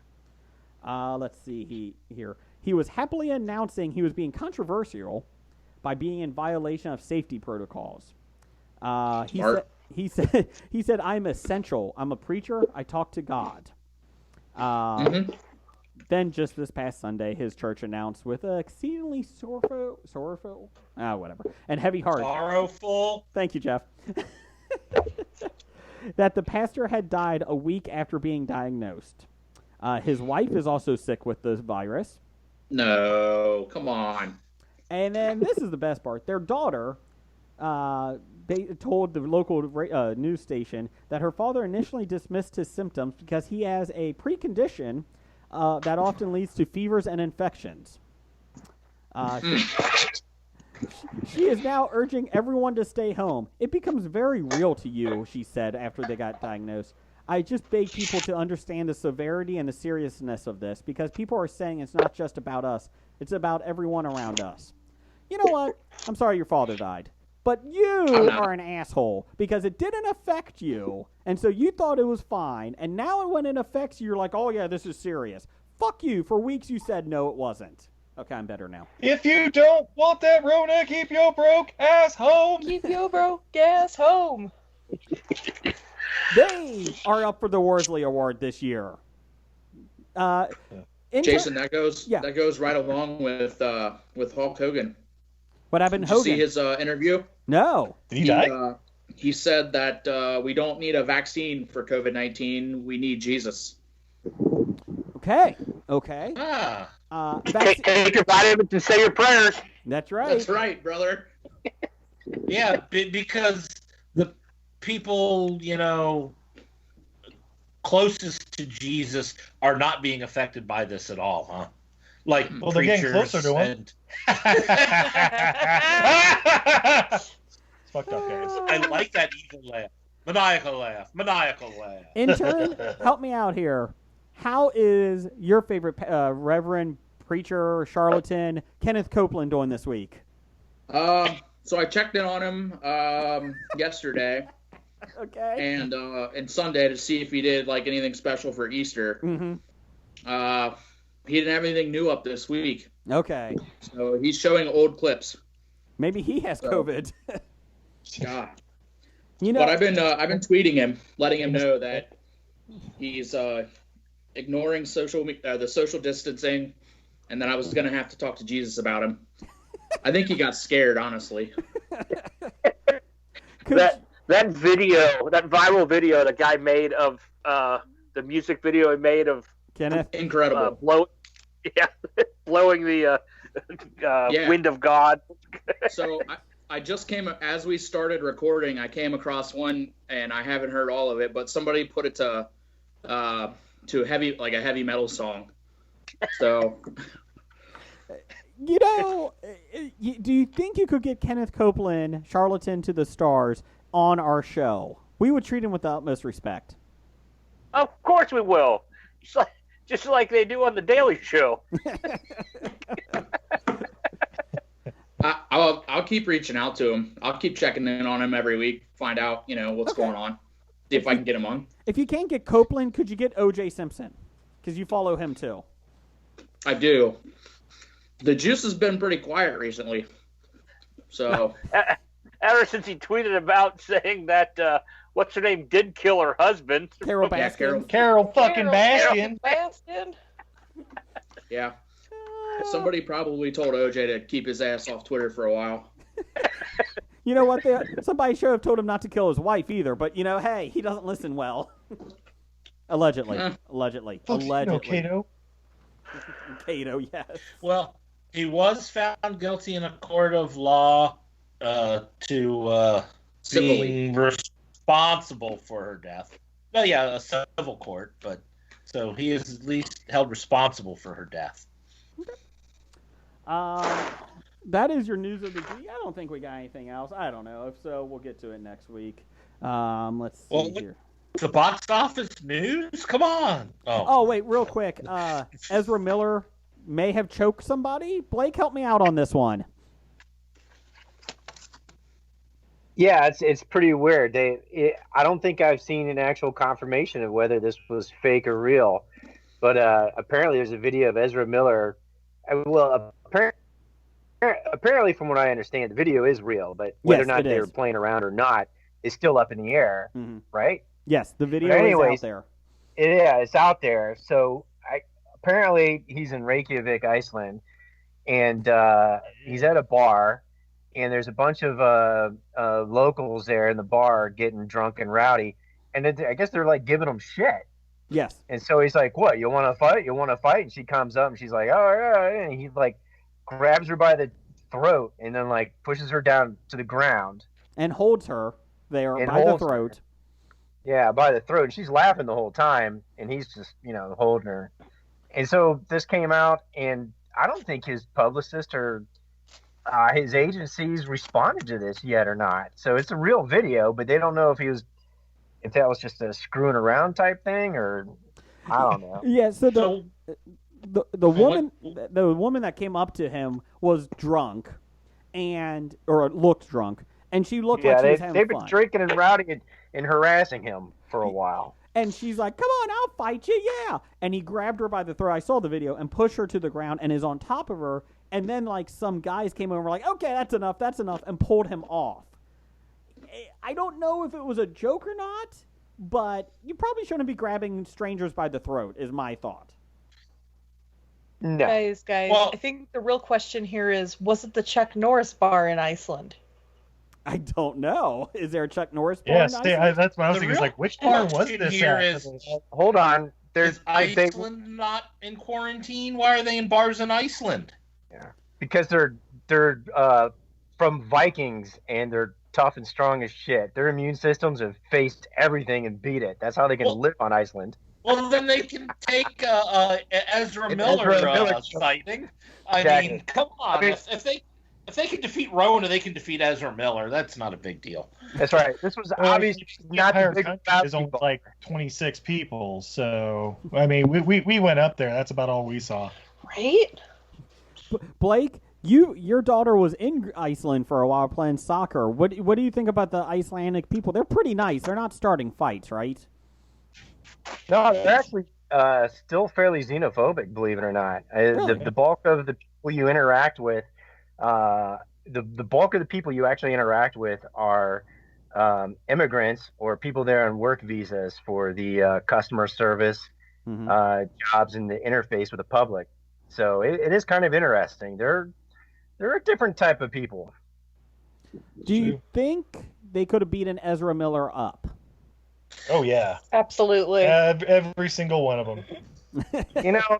If you know a lot about the culture of the Icelanders and what they used to do for they're a tough people. Trust me. Yeah, she probably could have kicked Ezra Miller's ass if she wanted to, but she was being nice because he was a visitor. That's why she was laughing when she was being choked. She's like, "Ha ha ha! Your hands are so soft." Is that the hardest you can squeeze? I choked a fucking whale last week. Between my knees. You're like a puffin. Did you say you're like a puffin? Yeah. The police have not, the Reykjavik Metropolitan Reykjavik. Police have not filed charges, and there's been no report yet. But his supposedly his publicist is not happy about this. So What? Well, it's either going to be like, if they do press charges, it's like, okay, either it's like a 200 kroner fine, or they throw you in a volcano. That's basically. Yeah, I think those are the only options. Yeah. So it's a Joe versus volcano type of thing. Yeah, if it spits you back out, then I guess you were fine. It's like a witch trial kind of thing. The sad thing is maybe he did this just to get out of the DC universe. Maybe he doesn't want any more, and he had a contract. You guys are never going to make a fucking Flash movie. That's the only one I was interested in. Ugh. Why? I like the Flash. I don't even know if I like the Flash, but I like his rogues gallery a lot. I really like his villains. Maybe that's it. So it could be worse. It could go on a Green Lantern. Name 3 of them that I would know. Captain Cold. Pied Piper. Oh, that's the one played by Superman, right? Captain Cold. No, he's Wentworth Miller. Prison Escape or Prison Break. That's right. Captain Boomerang. Pied Piper. Let's see who else. Heat Stroke. Heat Wave. Sorry, yeah, not Heat Stroke. Yes. You stayed outside too long. Electric Blanket. Kamala. Wait. Yeah. Gobbledygooker or whatever. Don't forget Gorilla Grodd. Doink the Clown. Mirror Master. Zoom. Oh yeah, all the fast ones. The Tiger King. Carol fucking Baskin. The best one is, the most original is Reverse Flash. Thanks. I guess. So you can only run him backwards? His name's Shulf. Shulf Lundgren. So there's your news of the geek. We got top 5. Somebody want to give me top 5 intro? No. Top 5. Thanks, guys. Jim, what is our top 5 this week? Our top 5 of the week is top 5 film characters that are actually villains when you really look at it. Yes. They may not be originally, but if you start looking at them, like, they do some bastardly things, and they're pretty evil. So, Steve, do you guys have a list each, or one together? We have a combined. Yeah, we have a combined We figured we'd list. save you some time. That works. What is your number 5? Number 5 may be controversial. We were just trying to think of a superhero that would be considered a bad guy, and Professor X was kind of close, just, with hanging out with teenagers and stuff like that. But instead we went with the Black Panther, because hashtag Killmonger be having a point. Okay. So here's the good thing, guys. That is my number 4. You took it off my list. I have the whole country of Wakanda. Because that's got I mean, they have the resources to help out people all over the world, and they're just kind of like, nah, we'll wait till they thin their numbers or whatever a bit, and then a rightful heir challenges the throne, becomes the king of Wakanda, and then a whole big insurgents to overthrow him. Look, the rules, you made him. He got he won fair and square. The guy, they have a point, because he is owed it. I mean, and the whole time I kept thinking, it's like, and I love the movie Black Panther, but Wakanda, I'm like, you guys, like you said, you can't go against your own rules. You had these in here. He lost. He got his ass kicked. And the only thing is, like, towards the end, Killmonger gets a little like, oh yeah, burn it all down, kill it down. Now it's my rule. I make the rules now. That's like the only thing you really have against him at that point. Like, yeah, sure, he's killed a couple people. Let's see, like Ulysses Claw, who was also a villain, but whatever. Yeah, it may be controversial. I mean, I love Black Panther. Oh yeah, it doesn't take away from the love of the movie, but and it's definitely a questionable hero and understandable villain. It's kind of what Marvel does good in like a quarter of their movies. But good old fashioned. But yeah, when you really drama. look at it, T'Challa need to deal with it. Jim, what is your number 5?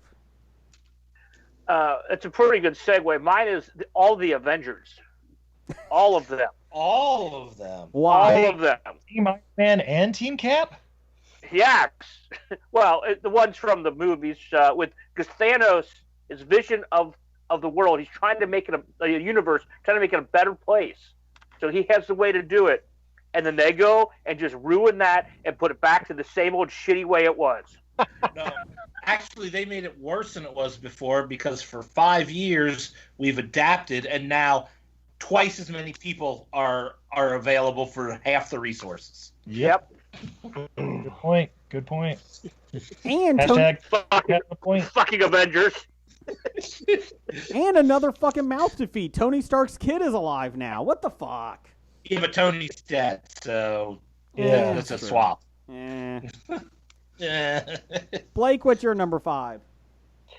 My number 5 is a man who ruined relationships over and over again in the office and doesn't get, blamed for it. That's Jim Halpert. Yeah. But this was movies. Top film character. He's making his own list. He directed A Quiet Place. From The Office. Yeah, that too. So you're picking Jim Halpert as the bad guy. Okay. Well, I had a couple other people on here, but before we started recording, somebody started talking about it, so I'm like, well, I better find some replacements quick, and that's why it's number 5, because if they did a movie version of The Office, Jim Halpert would still be the bad guy. There you go. Yes, before we started filming, I don't know if it was going to be anybody else, but I said Daniel LaRusso because of what they did in How I Met Your Mother.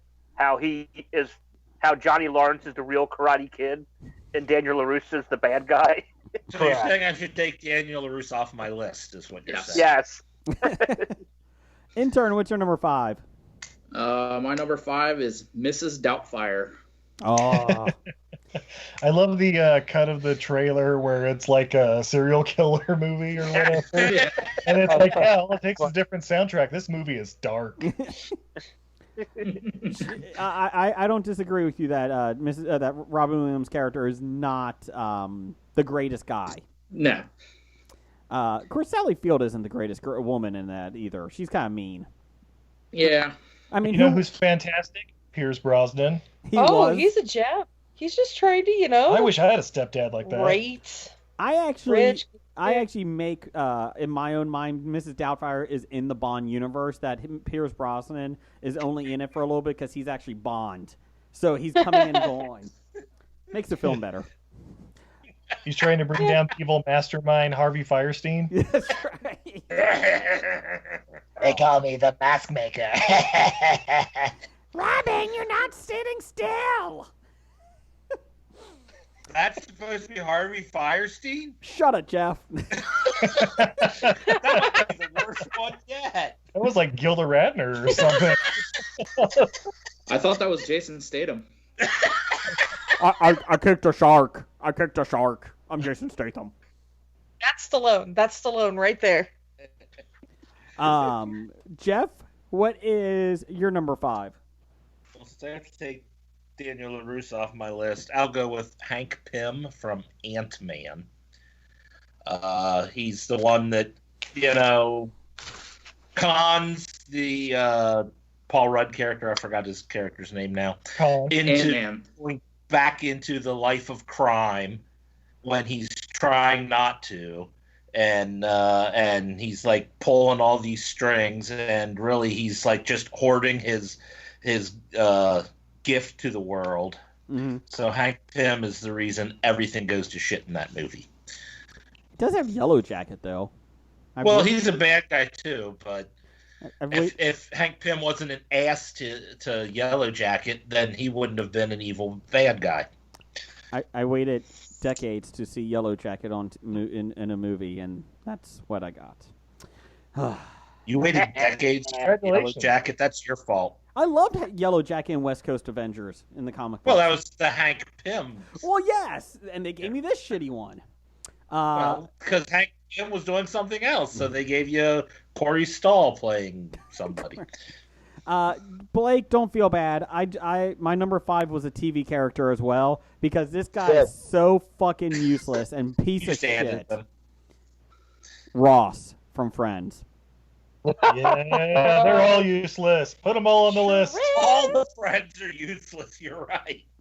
Yeah. The only person that had any purpose on that show whatsoever was Jean-Claude Van Damme, and that was for like 4 episodes.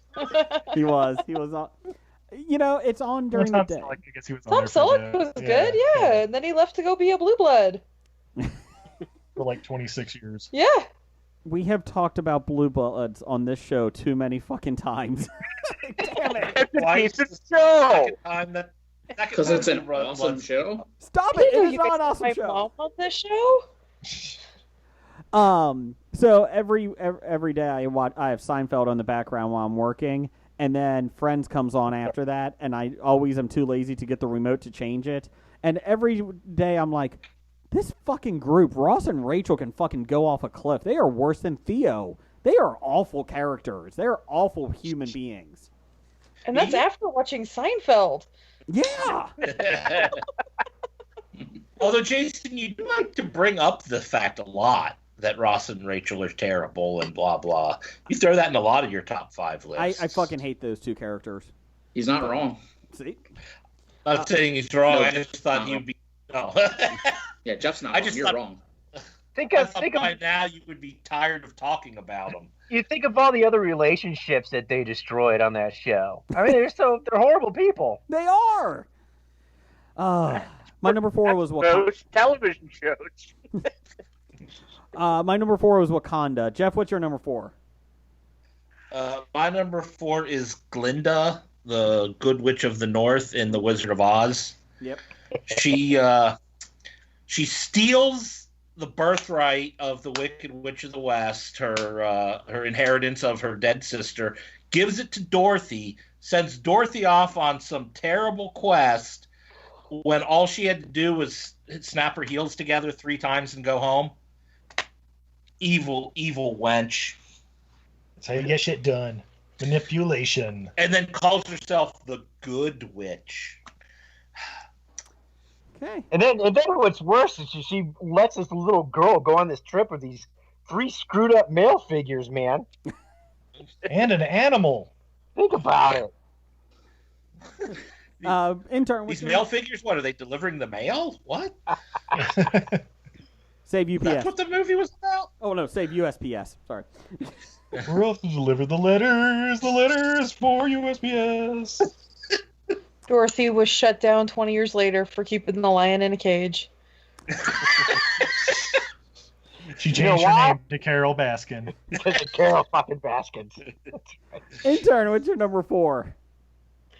Number 4, I have Colonel Troutman from Rambo. Yeah, it's a good pick. Okay. Yeah. I almost put Rambo from Rambo 2, 3, and 4. And 5. And 5.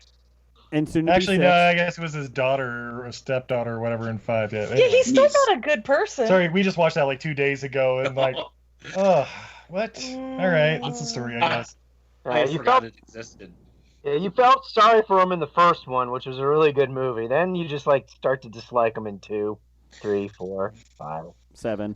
But anyway, we're talking about Troutman, so go ahead, Brian. Yes. No, it's like in the first one, he supposedly comes in to try to help him, and then he just keeps coming back and bringing Rambo back to fight, to war when he's trying to stay away. Keep pulling them back in. I have your cure for PTSD. Go kill more people. Yeah. Exactly. What kind of people? I don't know. Vietnam? If you All the never people. stop killing, it will never be post-traumatic. Have you So- considered helping out the Mujahideen? Jim, what is your number 4? My number 4 is Gandalf. Yeah. Ah. Honorable mention. Good one. He grabs all these little people and has them go take this ring to destroy it, when all he had to do was call these giant birds, these rocks, whatever, are, fly to fucking Mount Doom himself, and he can toss it in there. Take about 10 minutes. I Well, blame not Pete only that, Jackson. it's always like, danger is coming. I must flee. two things, Jim. One, the birds wouldn't have come and taken him, and two, the more he was close to the ring, he would have been corrupted by it. Isn't that the for whole like reason? 3 minutes. He grabbed Reason why he's Frodo with getting him, and then they is he's just sort of not good at his job. Yeah. Oh, he's a terrible wizard. I mean, wizards. He in only Middle cast Earth like aren't 2 that spells. Magician. Yeah, pretty much. It's He only does sword fighting with a Balrog better than he does casting spells. His strongest spell is speak with animals. For now. You guys are really making me want to watch these films. Woo! Now, granted, what he did in The Hobbit was terrible. So yeah, you're right. He is terrible. I must go talk to another wizard that has shit all over his head. I'll be back. Trust me, it's okay. Don't worry, you're just in grave danger the whole time. Did you get the information you need from that guy? No. Oh shit, I forgot to ask him. Anyway, what have you guys been up to? Fighting orcs and shit? I'm gonna go take a shit. Inviting 13 dwarves into the little nice hobbit hole to just wreak havoc. I mean, right there from the beginning, he was a villain. Yeah. Hey, got any more of that halfling weed? He's more a villain in that movie than in all the X-Men movies combined. Gandalf is my favorite X-Men. That's right. Flipping Turn around. Bilbo making Baggins some into a shit. burglar. Blake, what's your number 4? Yeah, turning him into a life of thievery and crime. Oh my gosh, my number 4 was Leonard from Memento. That was one of our my- number 1. Damn you. Damn it! Well, What? we can replace them. We got others. All right, yeah, pick another one, but just shower me with approval. So yeah, Leonard. Because it actually you feel sorry for him. He's the protagonist all the way up to the end, and you realize he's the one that actually had killed his wife, and every time he figures it out, he destroys it. So he's on a perpetual quest. It's kind of cool, but unfortunately, why'd you guys pick it? Exactly that. Yeah, basically he's a goddamn serial killer. He unknowingly, of course, but he's just killing people left and right. Now that Joey Pants is gone at the end, what happens from there? He might go in a time machine, being Guy Pearce and all, and take out all the Morlocks and No reaction from fucking Jason. Prometheus universe. Who knows? Can't trust that guy, Pierce. Go to space jail. Possesses a body of a Russian sniper, starts killing off Germans. Exactly. God. Jason wasn't even paying attention. I've never seen Memento. Shit, that was the wrong. Yeah, What? but Well, we just spoiled the fuck out of it. We should still watch it. but they folded it over into the time machine, Jason. Oh. And Lockout, and I don't know, Iron Man 3, I think. I'm sorry, you pronounced lockout wrong. It's pronounced space jail. Yeah. Steve Izzy, what's your number 4? Our number 4 is a personal favorite of mine. It was actually filmed in 1985, about 2 blocks from where I lived at the time, in Ogden, Utah. It's a little movie called 3 O'Clock High, and the star Jerry Mitchell, played by Casey Sama, was in Back to the Future. Samasco. Yeah, Samasco. Basically, he's the villain in that movie, even though the bully in it, Buddy Revell, it was like, oh, he's this big bad guy, blah blah blah. He just transferred from another school. Yep, and Jerry talks to him while he's taking a leak, which is uber fucking weird. Touches his jacket. This leads to hey, we're gonna fight at 3 o'clock, and the whole time Jerry's paying other people to kick his ass or try to get the cops called on him, stashing weapons in his locker so he gets arrested, so also he doesn't have to fight him. That motherfucker is a villain. Oh yeah, and he just keeps making Buddy Revell's life hell. He spills his lunch on him. Yeah. Yeah. If I was the new kid in school and one of the other kids was doing that shit to me, I'd want to kick his ass. Totally. It's kind of the Daniel LaRusso effect there. Yeah. This was the one that beat out Daniel LaRusso on our list, because it was no, this guy's far fucking worse. Sure, Daniel LaRusso, quote unquote, won the tournament with an illegal kick, and stole sweet Elizabeth Shue from Blondie. I forget his name. William Zarba, whatever the fuck his name is. Zamka. Johnny Lawrence. Zapka. Yeah, that's right. Did you say Zorbo the William Greek? Zardoz. Yeah, William Zardoz. So yeah, Jerry Mitchell, 3 O'Clock High. Check it out today. What's your what's your number 3? Oh, for us? Number 3? In lieu of living life a quarter April at a time on our podcast, Dominic Toretto of the Fast and Furious universe. I agree. And basically his whole goddamn crew. Yeah, the first movie, they're freaking like stealing from truckers. They're stealing all those Zooms and nanopets and tube TVs. Yeah, Brian's a goddamn undercover FBI agent who then goes fucking rogue and kills a couple of people. Brian Earl Spillner. Yeah. Yeah, and That then was it just gets worse from there in the movies, doing all kinds of covert shit. Oh yeah, we're funded by the government. Bitch, you don't know Kurt Russell's funded by the government. You're causing international incidents, man. You just destroyed Rio de Janeiro. Yeah, anyway. Would you miss it? Would you miss it? Rio de Janeiro? Oh, not that that's particular where Ipanema neighborhood. Beach is, so yeah. You Uh, can't have the girl from Ipanema without Rio de Janeiro. Thank you, Jim. Jim, Jim, we're going to go to you. What's your number 3? My number 3 is Doc Brown from Back to the Future. Ah, I don't blame you. that's a good one. He invents this flux capacitor that allows time travel, and what does he use it for? His own personal stuff. Like, oh, your kids are assholes. We need to go back and fix them. Don't worry about this COVID in 2020. Fuck that. We won't fix that. Too fair, he only went to like 2015. So. Do you see that College Humor skit where Marty McFly keeps going back to so he can have sex with himself and his mom? Yes. Well, you know, Rick and Morty was originally supposed to be Doc and Marty, based off of Doc Brown and Marty McFly, but they had to change it for obvious reasons. Yeah. Makes perfect sense. That makes sense. Blake, what's your number 3? Obi-Wan Kenobi. He's a horror fan. Think about this. Of course, the famous meme. What if you got a daughter? What do you want to do? Make her a princess. How about if your son? I don't know. Make him a dirt farmer. Oyster farmer. And then Obi-Wan does take him to Tatooine and drops him off with his aunt and uncle that works him to death. And then, he's supposed to be hanging out and protecting them or doing whatever. He doesn't. And he finally comes around, and then he doesn't tell him the truth. And it's not really, he hides it's true in a certain point of view. From a point of view, yeah, exactly. And then he's like, yeah, Vader, you strike me down, I'll be more powerful than ever. And he goes to swing, and he disappears. Yeah, what the hell's up with that? Nice and gentle kind of villains. I'm gonna throw that out there. Hot take. Well, you have to complete a genocide to reach Jedi Master. That's true. Don't talk Star Wars too much. Don't talk Star Wars. It's going to ruin my list. Stop it. Intern, what's your number 3? Number 3, Tyler Durden. Oh, Fight Club? Fight Club. Mm-hmm. Oh, he's definitely the villain, yeah. Jeff, number 3?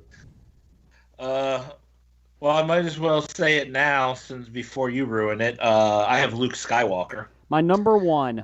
The whole Skywalker family. Fuck them all. I had those honorable mention.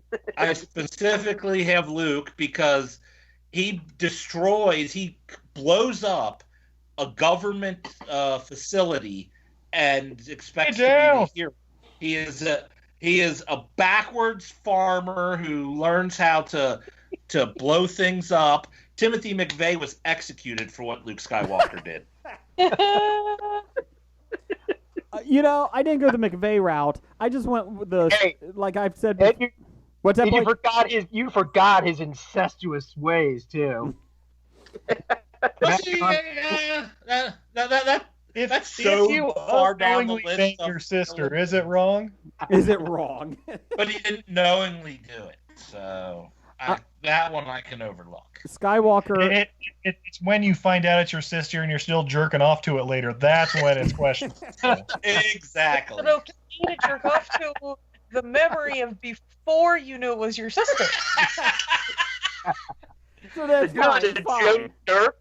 Do you see that Ray meme where Luke's telling her, he's like, oh, I see the past. He goes, yeah, what do you see? And she's like, Ew, you kissed your sister?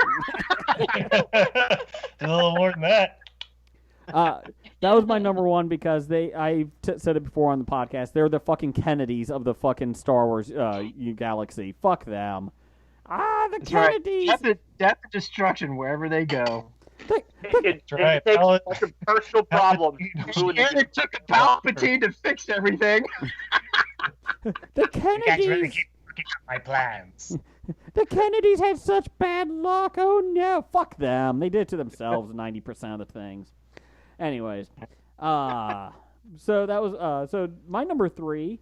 Where was it? It was Annie from Bridesmaids. Kristen Wiig's character. She's a fucking bitch. She's horrible. I'll agree with that. The definite villain in that movie story. Selfish. Completely selfish. Hey, my best friend's getting married. Let's try to, sabotage this because Let's I'm make it unhappy. all about me. Yeah, let's make it about me. Yeah. Wait, isn't that the plot of My Best Friend's Wedding too, with Julia Roberts? Yes. For a friend, I've never seen it, but Steve, And she stole the plot. Well, the difference there is in My Best Friend's Wedding, she's trying to steal the groom. In Bridesmaids, she's just is trying to steal their souls. save her friendship. She thinks her friend is going to be gone because she's married now. Woe is me. it makes sense. It makes sense. It really checks out. I mean, Everybody give their 3s.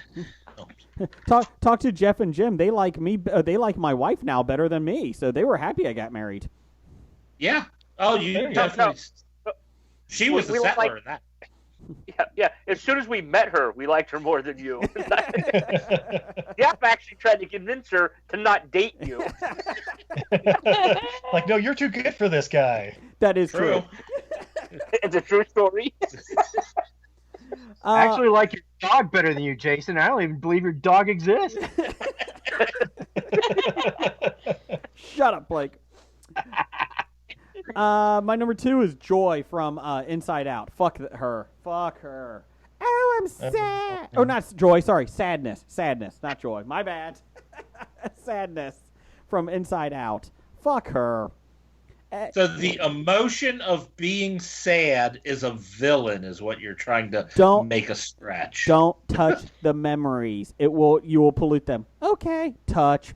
Don't touch them, Sadness. Touch. Okay, Sadness, I'm telling you for the 3rd time, don't touch them. Touch. Seriously, fucking hit her. Do something. Throw her in the pit of despair. Why would you even bring her? She's self-sabotaging. Yes. Leave her at home. Leave your problems at home, people. She's the Annie With the of... Rona. Oh, wait. Yeah, with the rest of you. Keep your broke ass home. She is the Annie of Bridesmaids of the Pixar universe. Fucking God. It's cliche for a reason. Yes. So that was my number 2. Jeff, what's your number 2? My number 2, I have Apollo Creed from Rocky 4. They told him not to get in the ring. He went over with his big ego thinking, I'll handle this, not realizing that his opponent, had, what it was all about. And yeah, he died, and now that he has to bring Rocky over, and then I have to watch a terrible movie. So, yeah. Oh, you shut your goddamn mouth. Thank you. I'll take this one, intern. You had to watch a terrific film. I fixed it for you. Don't worry about it. Greatest American film. Merca. But because of Apollo Creed died, Rocky had to go over there and they beat communism. Yeah. Yeah, they beat Apollo Creed communism. ended the Cold War. The martyr, guys. There's a word for this. That's why when it comes up against Jingoistic you dribble, do, that's it the actually word made me for fucking cry. Oh, it did. Those dad movies get you, babe. Son of a... Intern, if I can change and you can change, maybe we can all change. Wait, was Sean Connery Rocky? I can change. So as Jason Statham sounds like Stallone, Rocky is Sean Connery. How dare you? We all can change. Intern, what's your number 2? Number 2, Ferris Bueller. Yeah. Oh, He's Yeah. Yeah. He's on He's the. a dick. What a little dickhead, man. Yeah. He's truant. He's a bad influence. Career. Made everybody run around town looking for him all day. Poor Ed Rooney. It makes people donate for his fake sickness. Yeah. Yep. Unprotected sex with a minor. Wrecked a car. They even graffiti the water tower for him. Oh, that's right. Yeah, fuck him. I agree. I feel like penance came to him, though, because he had to marry Sarah Jessica Parker. So I think it worked out in the end. And I'm pretty sure Charlie Sheen became his brother-in-law in that cinematic universe. Matthew. Blake, what's your number 2? Maverick from Top Gun. Oh, yeah. Yeah. That was an honorable mention. He's a horrible shipmate. He was reckless with taxpayer, fighter jets. He's responsible for the death of his co-pilot. And I'm surprised he still let him fly, by the way. Damn near started World War III. And World War III, that's right. To be honest, though, it's all spelled out in his call name. Nobody could see that coming. Who could have seen it being such a wild card? It's not like his name is Ace or does what the fuck he wants. His name is follows the directions every time. Topper it's Harley. long. But it's accurate. And I blame that whole role for his next 20 films because all he's doing is playing a different Maverick in a different genre. Days of Thunder. Well, his next film, he's playing the exact same Maverick. I'm guessing 5 years older, though, even though it was made 35 years after the fact. It's after he got bit by the vampire. Yeah, that's true. That's true. We were joking about that in real life because in real life he would have been long retired by now. Yeah. Gee, what would the real Maverick look like? Has anyone seen Val Kilmer lately?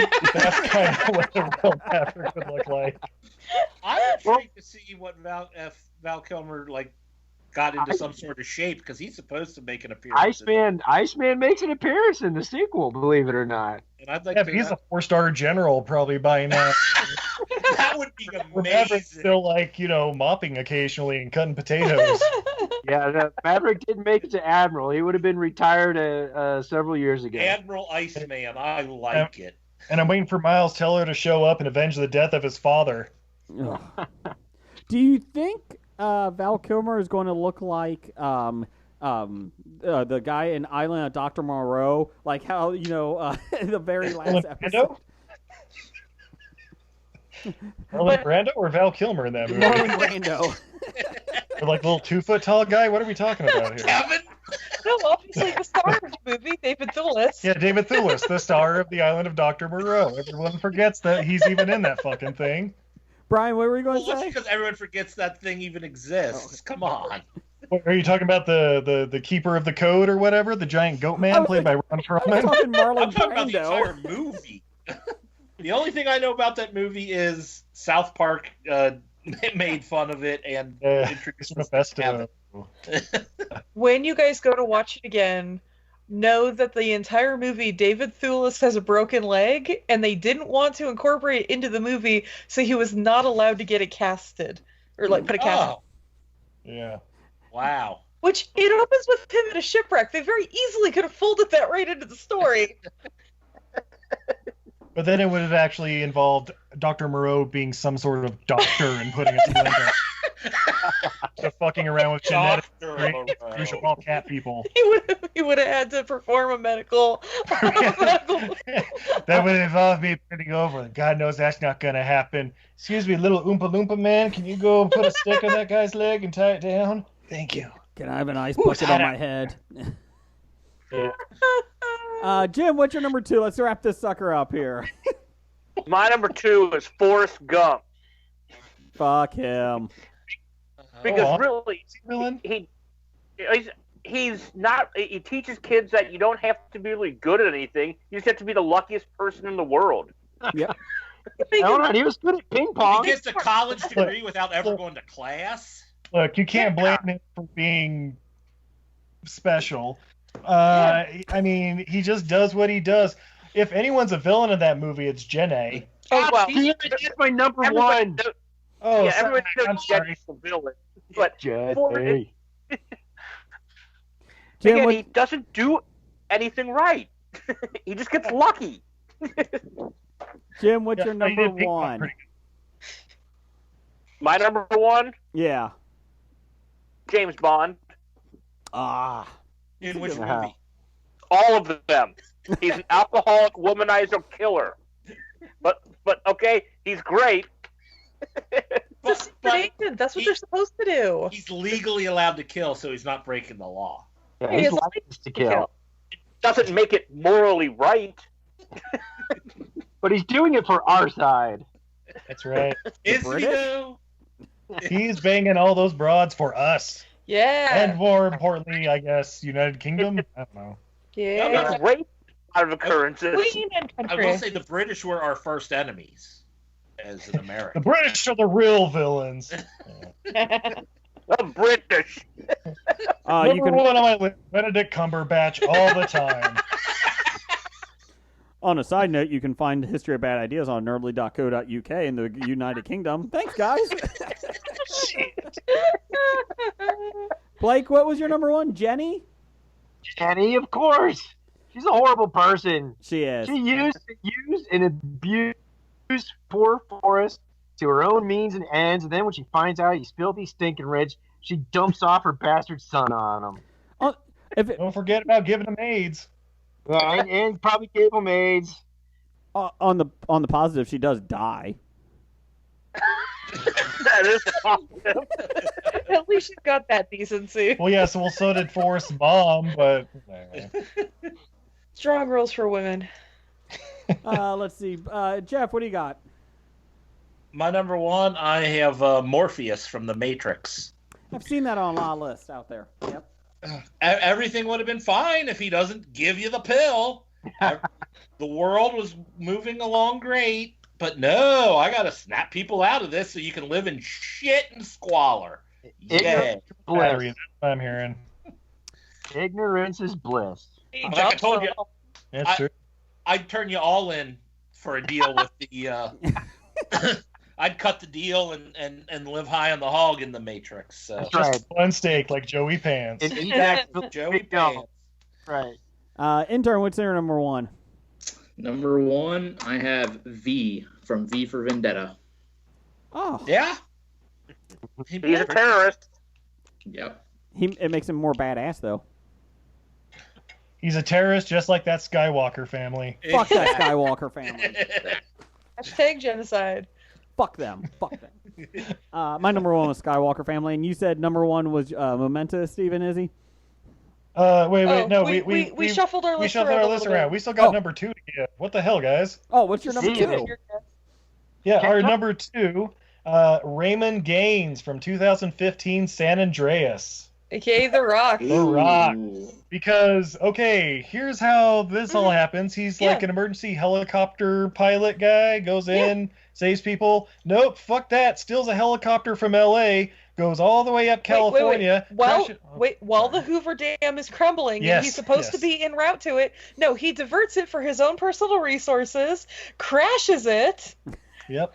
Steals a truck. Yep. Or wait, or did he steal the air? No, steals the truck. Yeah. Then steals an airplane, Mhm. flies it into the Bay Area, Yeah. jumps out of the airplane as it's facing a crash landing towards Oakland. Don't worry, it'll crash into the ocean. No, that's Oakland. Yep. Then, The Coliseum. then The steals ocean, a what's the difference? kicking off corpses and people Yeah. struggling to survive. Like, get out of the way! I can't carry you! Get out of here! I don't know My why- daughter's drowning in that building. I better go blow some He shit doesn't up. know that. He's just cruising around the 6 square miles that is San Francisco Yeah. because she might be there somewhere. Yep.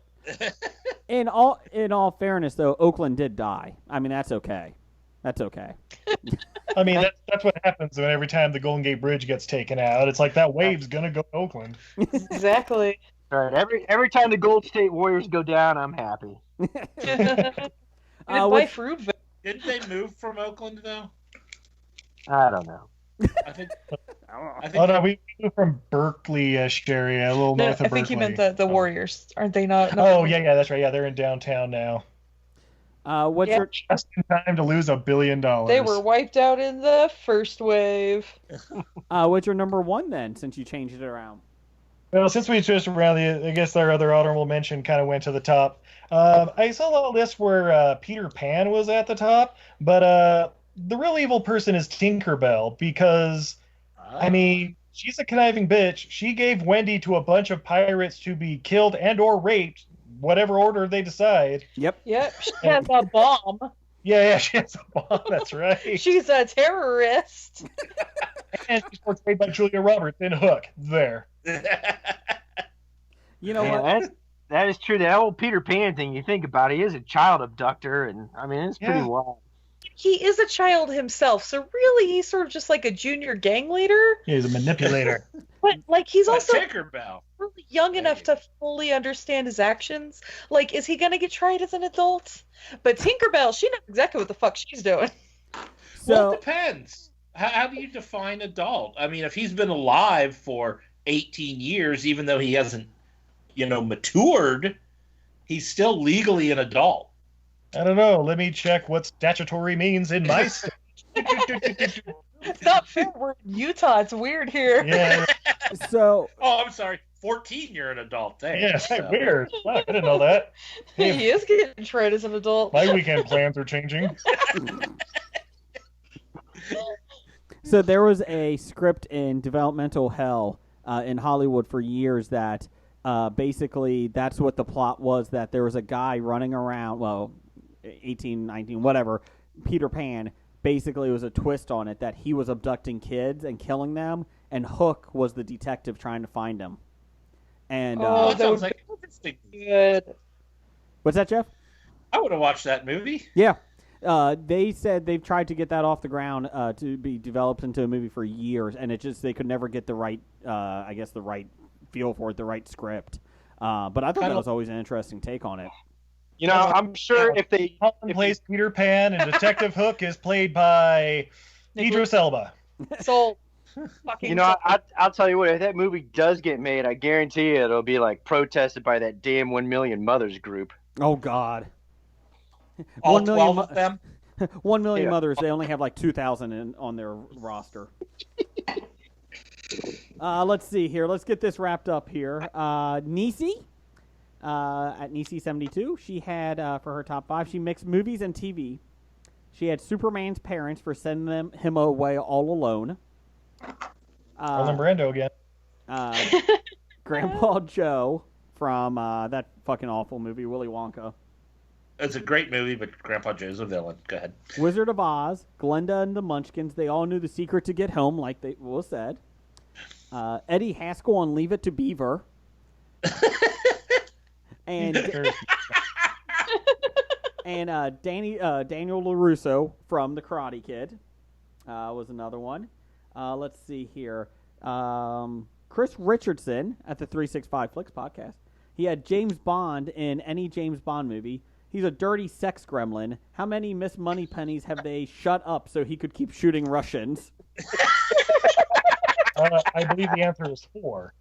Yeah, there been less Moneypennies than there have Bonds. So what is she doing? Covering up. John McClane in any Die Hard movie after Die Hard with a Vengeance. Just stop it, John. You can't hit a car with a helicopter. No. Captain America in Civil War. Shut up and sign the fucking Slovakia thingy. Then get to shagging Bucky. You know you want to. Yeah! No more sexual tension. Fucking get it over with. That's what we've been screaming for 4 movies now. Frodo Baggins in Lord of the Rings. What a whiny little bitch. And I agree. Daniel Hillard in Mrs. Doubtfire. A complete and total psychopath. So there you go. Bad idea of the week. Jeff, you got any? What's his name? The Here we the go. pastor. I got it.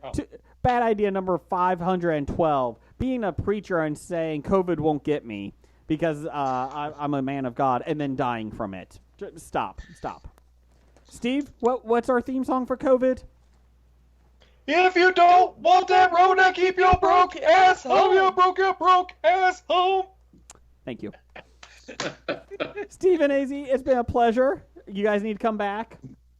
Yeah, anytime. We got nothing but time nowadays, thanks to that Rona. Because we're keeping our broke gas. Yes, oh, broke. Anyway. And of course, we're at Everything I Learned from Movies. Check us out at eilfm.podbean.com. Thank you very much. Real quick here, we do have titles for the show. We always do this. I had a couple here. Titles for the show: Keep Mr. Pickles High. Yeah. Interrupting my pillow talk. One Lucky Grip. Oh, that sounds worse than I thought it would have. Yeah. Well, I'm good. One That's Lucky it. That's the title. You're an Let's see. endangered species. Your Hands Are So Soft. Decency to Die. And whatever order they decide on between raping and killing. I don't even know. Jim, you got anything? Train.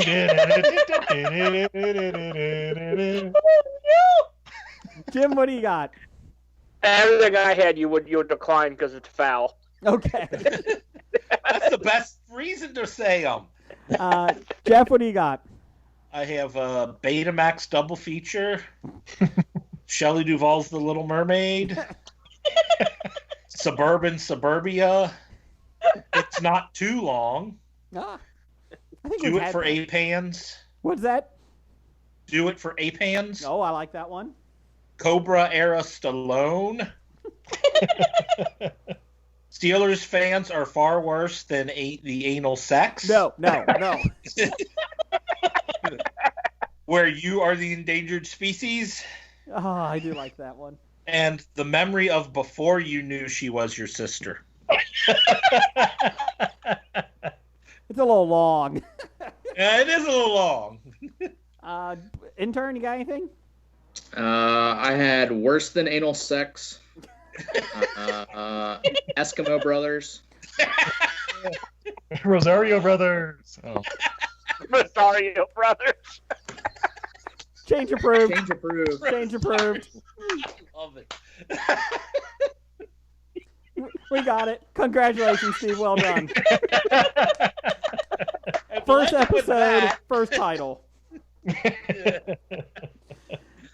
Well, thanks, guys, for coming on again. Let's see. Everybody stay safe. We'll see you guys next week. And Roger says goodbye. Goodbye.